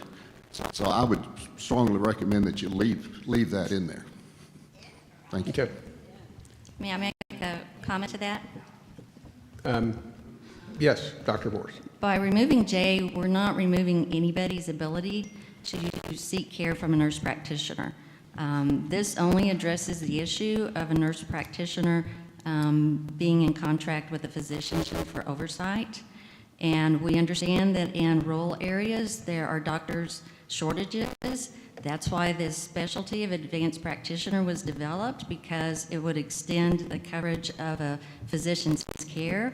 But these physicians are still overseeing what the nurses are doing out in these rural areas. We've got telemedicine now, so that if they have a difficult case, they can discuss with them. And ultimately, the physician is responsible for the care that the nurse practitioners are providing. I'm also involved now in reviewing medical malpractice cases, and I can tell you that from a public safety standpoint, we want to keep nurse practitioners under supervision and contract with physicians. Okay. Any other comments? Okay. Mr. Chairman, Patrick Von Dolan, SC25. Where are PAs addressed in there? Physician's assistants. Seems like we're hating on nurse practitioners here and not including PAs. I think we're so just talking specifically about nurse practitioners. I got it. So in my point, the point being that physician's assistants are similar to nurse practitioners, and they have to have oversight by physicians. Okay. So it's a matter of freedom to choose on your healthcare practitioner. I support leaving it in. Mr. Chair. So, hold on. So, we've got a black line. We're talking about putting it back in, yeah, not taking it out. It's still deleted right now. I just put it in there so people can read it. Okay. All right. Last question, then we're going to have a vote. Elaine? Elaine Cook, SD 23, and I just asked Senator Hall for clarification, and I misunderstood what he said. He doesn't think that they should only be able to provide health care under a doctor because they're regulated somewhere else and they shouldn't have to be contractually obligated to a doctor. So I misunderstood what he said at the microphone. So are you for or against? Information. It's information. Are you just letting us all know what's going on in your head? I'm against it the way it's written. Okay, thank you. Mr. Pickens? I just want to make sure everybody understands what they're voting for here. That's what I'm trying to do. Yeah, if it's taken out. It's been taken out by the committee. We're basically moving to put it back in. No, but I want everybody here to understand if it's in or out, what it truly means. If it's out, that means they still have to report to a doctor. Yeah. If it's in, they do not have to report to a doctor. Right. So y'all understand that. Thank you. Yep. Yep. Okay. So should we put this back in? If you want to put it back in, vote aye. If you want it to remain taken out, which is what the committee did, vote nay. All in favor, say aye. Aye. All opposed, say nay. Nay. Yes? Maybe we would divide. Yes, I think we should. Point of information. We're in the middle of a vote. It's too late. So if you want to, if you're voting aye and you want to put it back in, raise your hand. Which one? Put it back in. Put it back in. Raise your hand. Go. Hold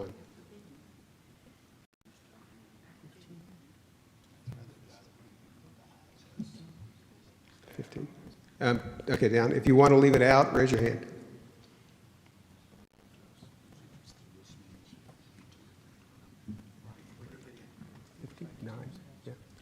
Motion passes 15-9. Mr. Chairman, Kerry Cheshire, Senate District 10. I call a point of order on some of the language here at the beginning. We support this plank as a legislative priority. I believe this is beyond the purview of the committee on platform, and I move to strike support this language as a legislative priority. Yeah, I think that point is well made. I don't think it calls for a vote. I think you're right in accordance with, in this matter of rules. So please strike out, we support this plank as legislative priority. and just, well, we'll say we call for an addition to the Texas Bill of Rights, okay? Done. Okay. Mr. Chairman, who- Michelle Evans, SD5. Yep. There are some changes we made in subcommittee that I'm not seeing reflected here. I moved to strike in B, perceived health, comma, infection recovery, comma, or. What are you striking? B? B, perceived, correct. Okay.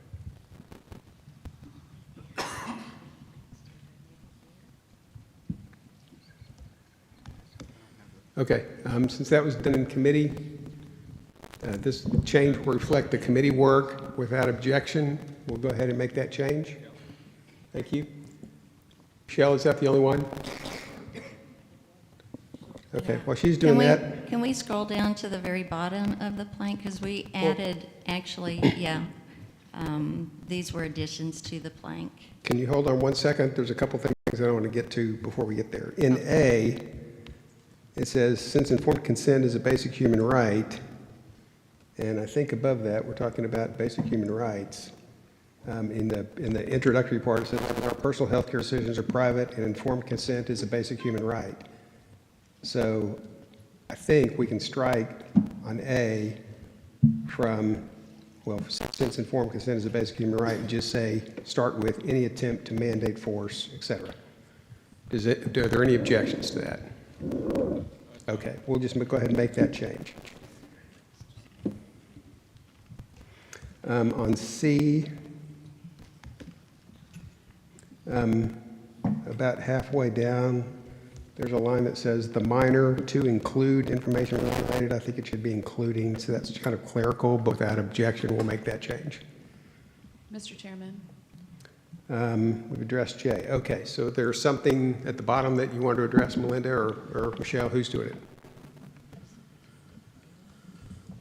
Michelle? Well, I'd like to make a motion, or I move on C. D? C, as in cat. Okay. To strike all language after vaccination status. So the denial of any public service or benefit based on vaccination status, strike all that afterward.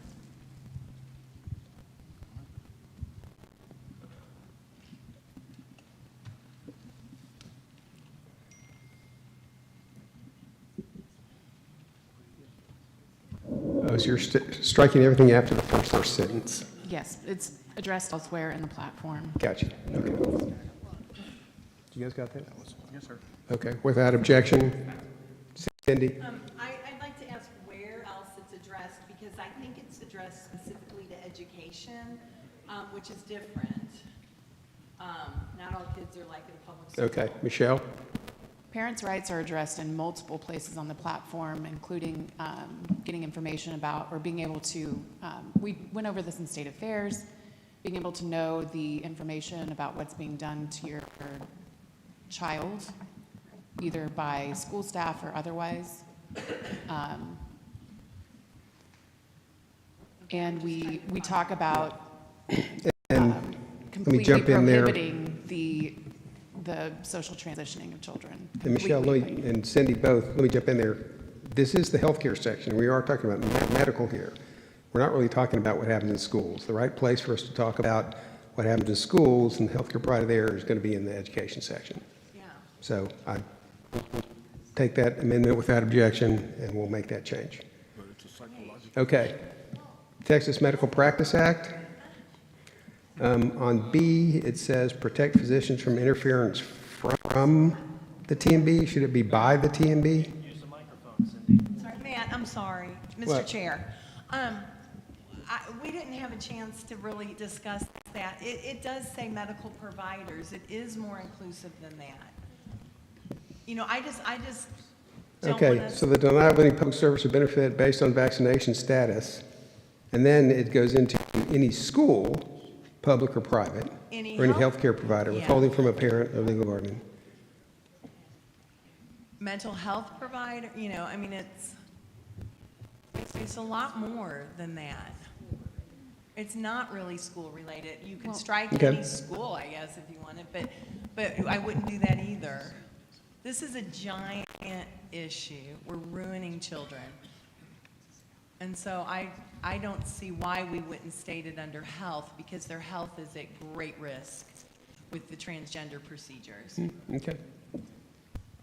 We address All right. it in 156. Okay, we 158, just the prohibition of this generally. But this is general, but not specifically to the medical issue. No. It's talking about counseling methods, it's talking about medical care in 156, 158. Just social transitioning and gender modification are addressed in other planks in this section. So I would prefer to see this particular section. I don't see how that falls under medical freedom. I don't see how informed consent in this particular, or not informed consent, but parental consent in this particular area has to do with your freedom to live your life without people knowing your personal health information. Okay. Parliamentary inquiry? Who? Parliamentary inquiry, Andrew Duarte. State your name, SD yeah, so I'll 20. know. Yeah, thank you. I'd like to know if that was even seconded. We haven't, because I was going fast. Trying to. And then we got into the debate. Let's do this, if you guys are okay with this. It's all within the same section. Let's leave it for now until we get down to 156, and then if we need to take it up again because we see it's duplicative, then we'll make a decision at that point about where to strike it or where the right place is for it to be, okay? All right. Okay, so Texas Medical Practice Act, did you get that by? Texas Medical Practice Act. Yep, I got it by. Okay, we'll clean that up, okay. Mr. Chairman? Who is this talking? Michelle Evans, SE5, sorry. Thank you so much. I know. So in 137, in subcommittee, we had added some language about directed and autologous blood donation, and I'm not seeing it reflected here. Okay. What was the language specifically? Directed what? I'm trying to, it would be under, where did we put it? Do you see it? 137? Is it there? Directed something? Is it a new letter? Michelle? I know. Is it a new letter? Yes, make it a new letter. Okay. Okay, so M. Any denial of directed or autologous blood donation. Any denial or directive of? Any denial of directed or autologous, AUTOLOGOUS, blood donation. What's that last word? Donation. Donation. Okay.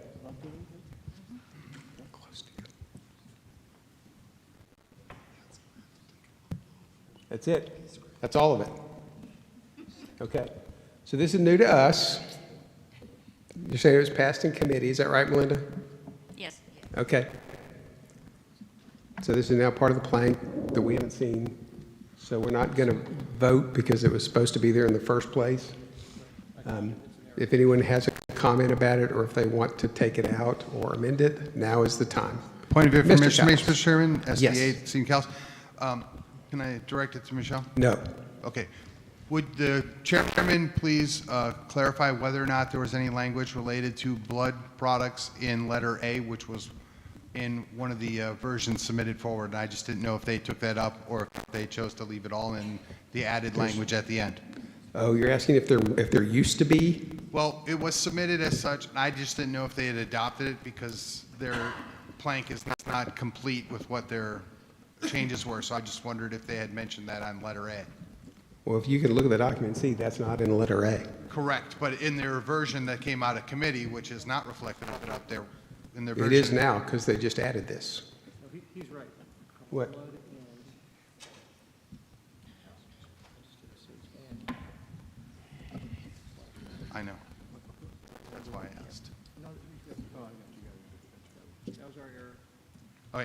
Thank you, Mr. Chairman. Questions answered. Yeah, thanks, Stephen. Okay. Okay. We're on 130, or what's 130 on mine? Medication manufacturing. Information labels on medication, special medical records, and informed consent. Right to try. And my question was, is this in conflict with 137H and 140?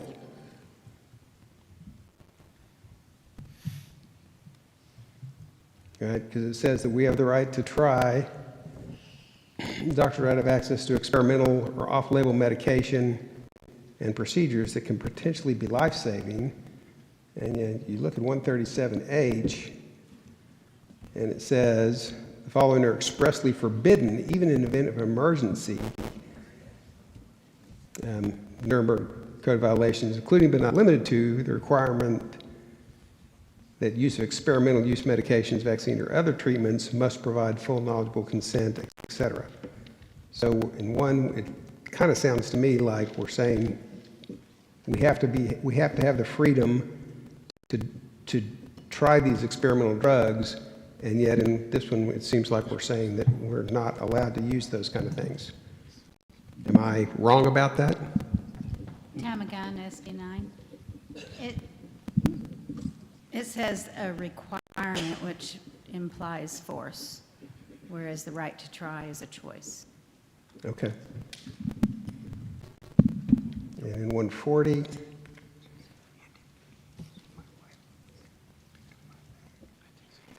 140C, all medication, therapeutics, and vaccines with not completed human trial studies should be considered experimental and potentially harmful. So I'm looking at 140C. Just labeling. So you guys think these are all consistent and you're okay with it? Okay. All right. Thank you. There's Texas Health Savings Account for those of you that are interested. Welfare reform. I want to add a couple of words here in the introductory paragraph. In the second sentence, it says, until such time, welfare reform should encourage partnerships with, and I want to put in a parenthetical that says, without providing any taxpayer funding to,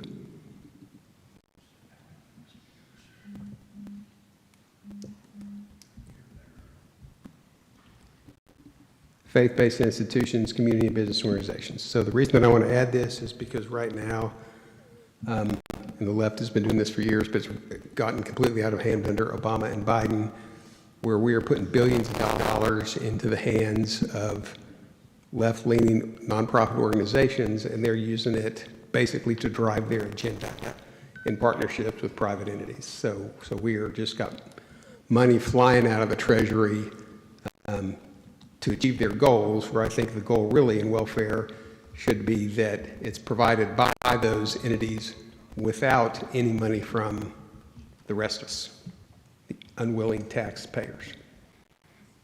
Okay, so any objection to that? Okay, we'll add that in. Thank you. Mr. Chairman, Melinda? I just pulled up our amended version that we submitted as approved from our committee, and it does not, those changes are not being reflected in what I see on the screen. I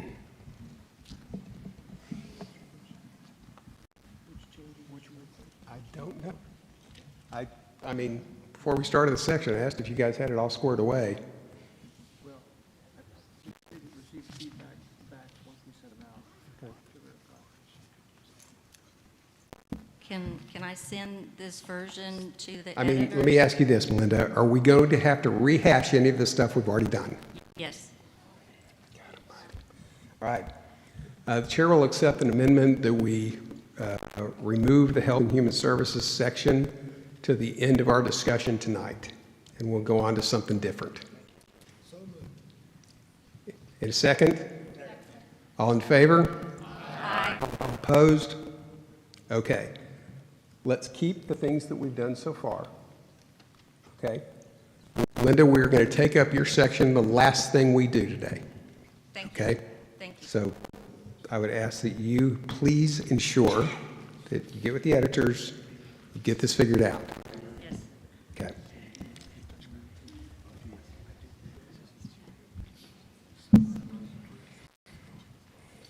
Guys, we're never going to get finished. Okay, government election integrity is up next.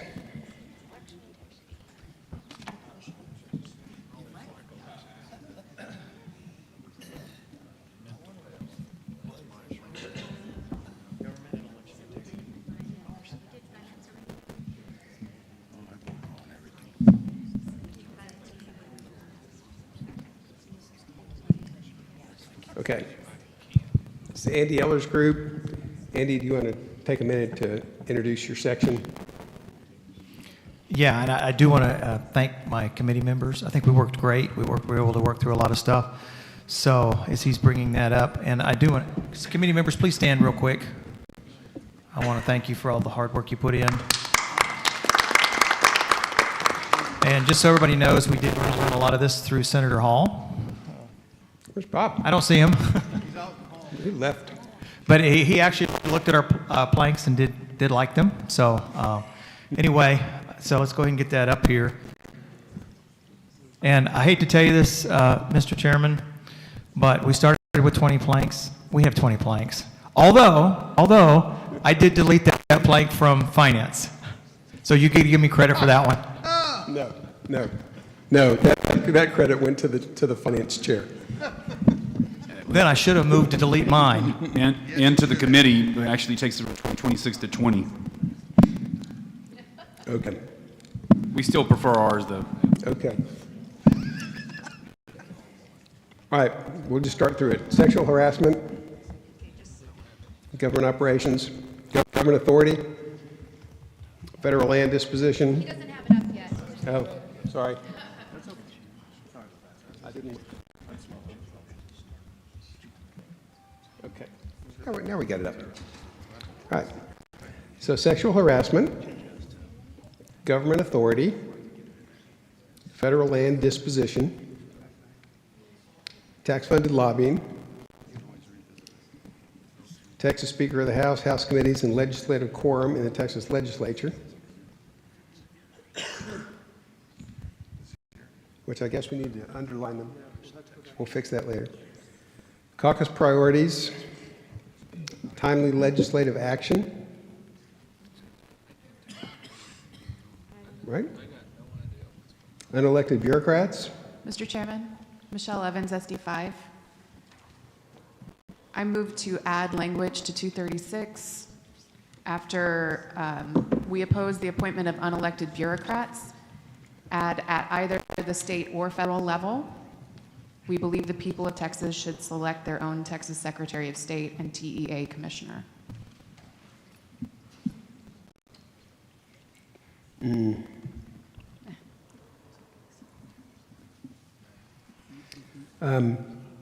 Could I suggest that we add that at the end, because otherwise it's kind of disconnecting everything else in the plank from the premise.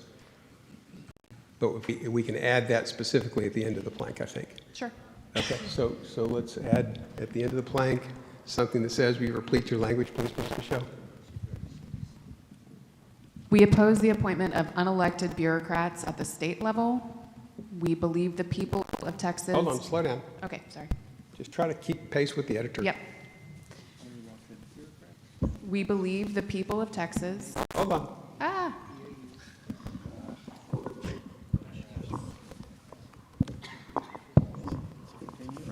Then you go to the end.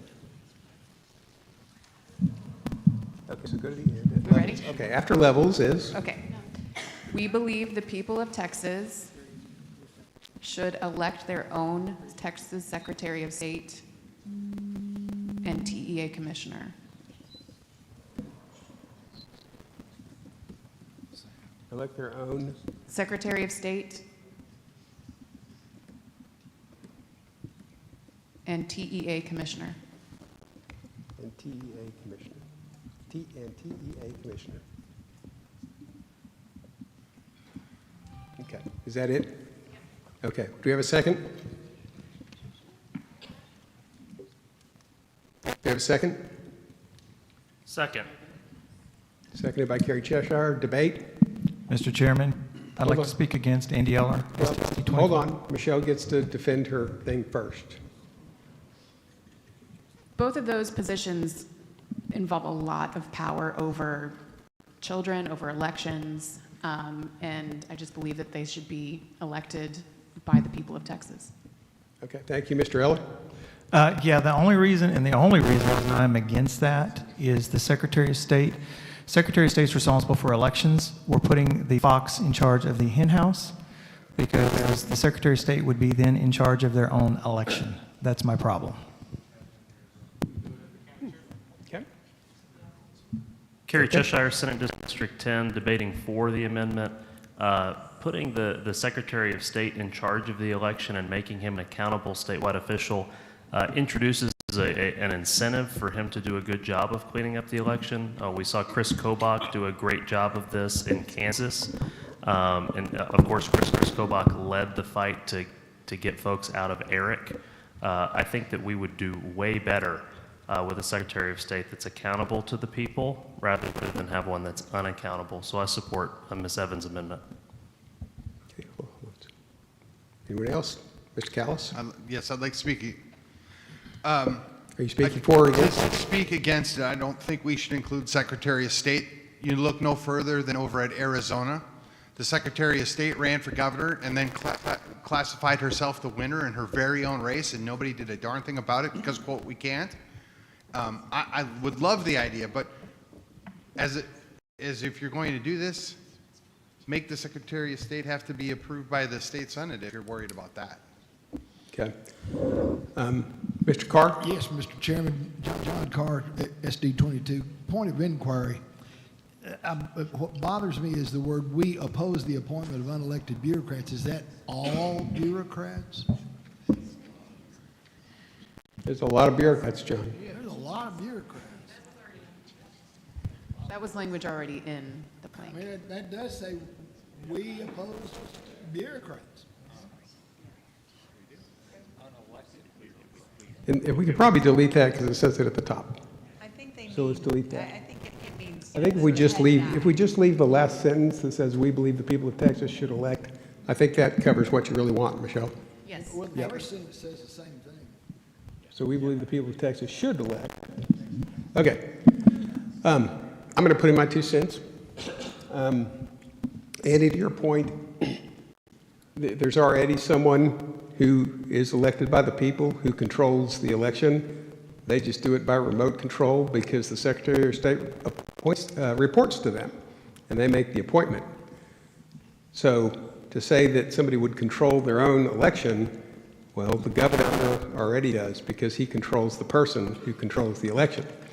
So we're going to have that no matter how you work it. And I would look at recent history and say we have had very terrible appointments to that office. So it's time to try something new, and having somebody that we elect that actually we can maybe get an audience with is worth doing. Point well taken. Mr. Chairman, Patrick Von Dolen, SD 25, speaking in favor of the addition and the amendment. The Constitution of the State of Texas used to include where the Texas Education Commissioner used to be elected. It was a latter ratification to change that, and I'd submit to go back to the original intention of the Constitution in this case. Okay, thank you. Mr. Osterman. Warrington Lee Osterman, SD 19. I move that we split the amendment and have a vote on the Secretary of State and have a separate vote on the TEA Commissioner, if that is permitted. All right, seconded. All in favor of splitting it into 2, say aye. Aye. All opposed, say nay. Nay. I'm going to rule the nays have it, so we're going to vote for it as one thing. Okay, so let's vote on this. Do we add it? All in favor of adding the language in yellow, say aye. Aye. All opposed, say nay. Nay. Point of information. The rule passes. Yeah, Mr. Pickens. The document we have does not have any, all it says is that there are changes, whatever. On the left, I show no revisions or anything like that in this doc. I think the 2 people next to me are the same problem. We don't know what changed, what didn't. It just says that it's amended. We got no text in the revision side at all. We've been doing that all day, Dan. No, that's not true. Yes, that is true, because I sent the documents out, and I'm looking at the documents on the screen every time we do this. there's no comments on what's going on, that's what I'm saying. Yeah, because all that's buried in the working documents that we had from the additions and subtractions and everything that happened in the committees. I've been looking at it all day, but anyway. So okay. we're looking at. inquiry. Hold on, would you please let me finish a question before you start answering the question? So we've been looking at it this way the whole time. What's on the screen, this is consistently what we've shown. So we're voting on what's on the screen. I'm not going to sit here and rehash everything that was done in committee. What you see up on the screen is what the committee reported out. That's what we are discussing. We're not discussing all the things that they did in and out of their individual debates. That's why we have subcommittees. If we were going to do that, we'd have no subcommittees. We'd all sit down here together, all 31 of us, and we'd go through every single plank. That's not what we do. I have an amendment to 236. I want to include anywhere where you want it, Environmental Protection Agency.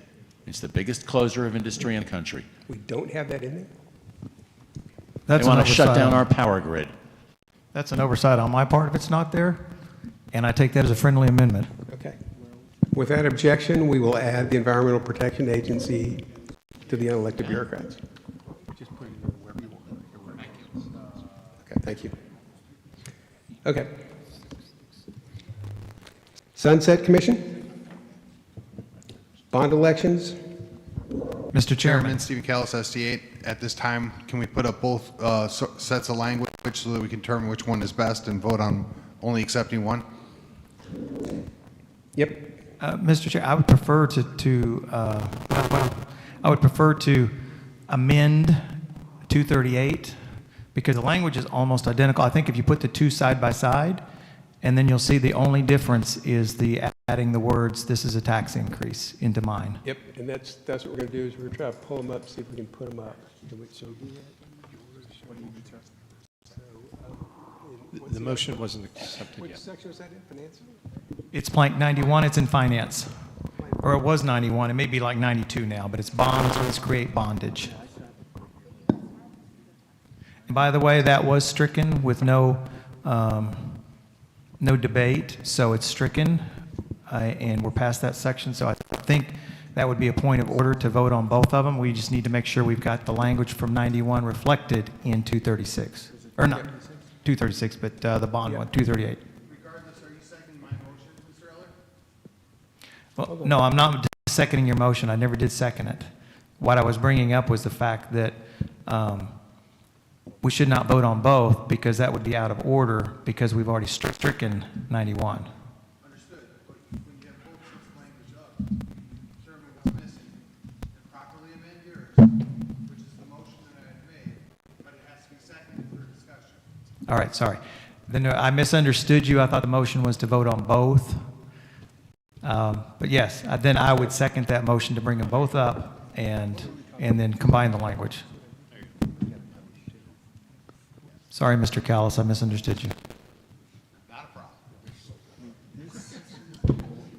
Getting my hand slapped by the boss here. What SD are you in?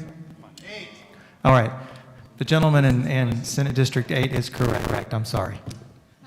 I'm a gentleman now, thank you. I'd like to amend that statement.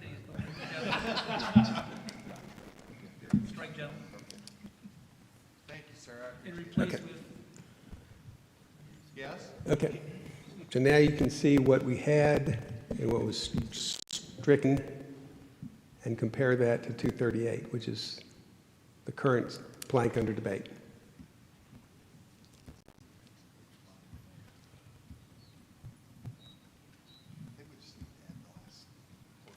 And Andy, your proposal is simply to add the language that says this is a tax increase. You take the last sentence. Texas must state on the ballot, this is a tax increase. Yeah, take the last sentence. Any bond election at any level of government in Texas must state on the ballot, this is a tax increase in bold print, and add that to the very end of 238, and that would be my motion. Yep. Mr. Chairman, Stephen Callis, SD8, would be happy to second that. Okay. Thank you, sir.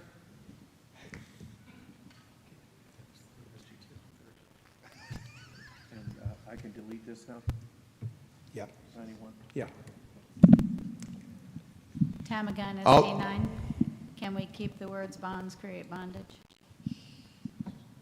Or bonds mean bondage. For the title, instead of bond elections, bonds create bondage, I have no issue with that. So that is So we'll change the title. accepted. Bonds create bondage instead of just bond elections. Okay. If there's no debate, we'll vote on the change. All in favor, say aye. Aye. All opposed? The ayes have it. Okay, thank you, Stephen and Andy.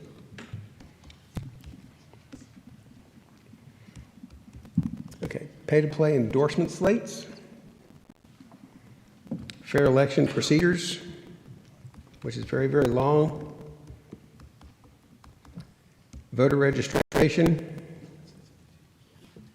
Campaigning at poll sites. Voting rights. Closed primaries. Redistricting. Republican Party operations.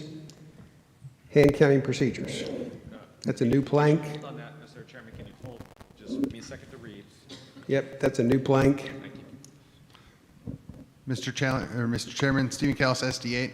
At this time, would it be appropriate to strike plank 245, being that it has been adopted in rules for closed primary?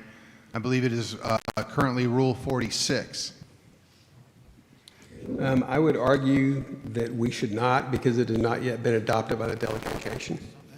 Mr. Chairman, I was going to say, we did have that discussion a little bit in elections, and we decided to keep it even for emphasis, to say, hey, even if it doesn't pass in rules, we still have it. So it's very similar to what you're saying. Okay.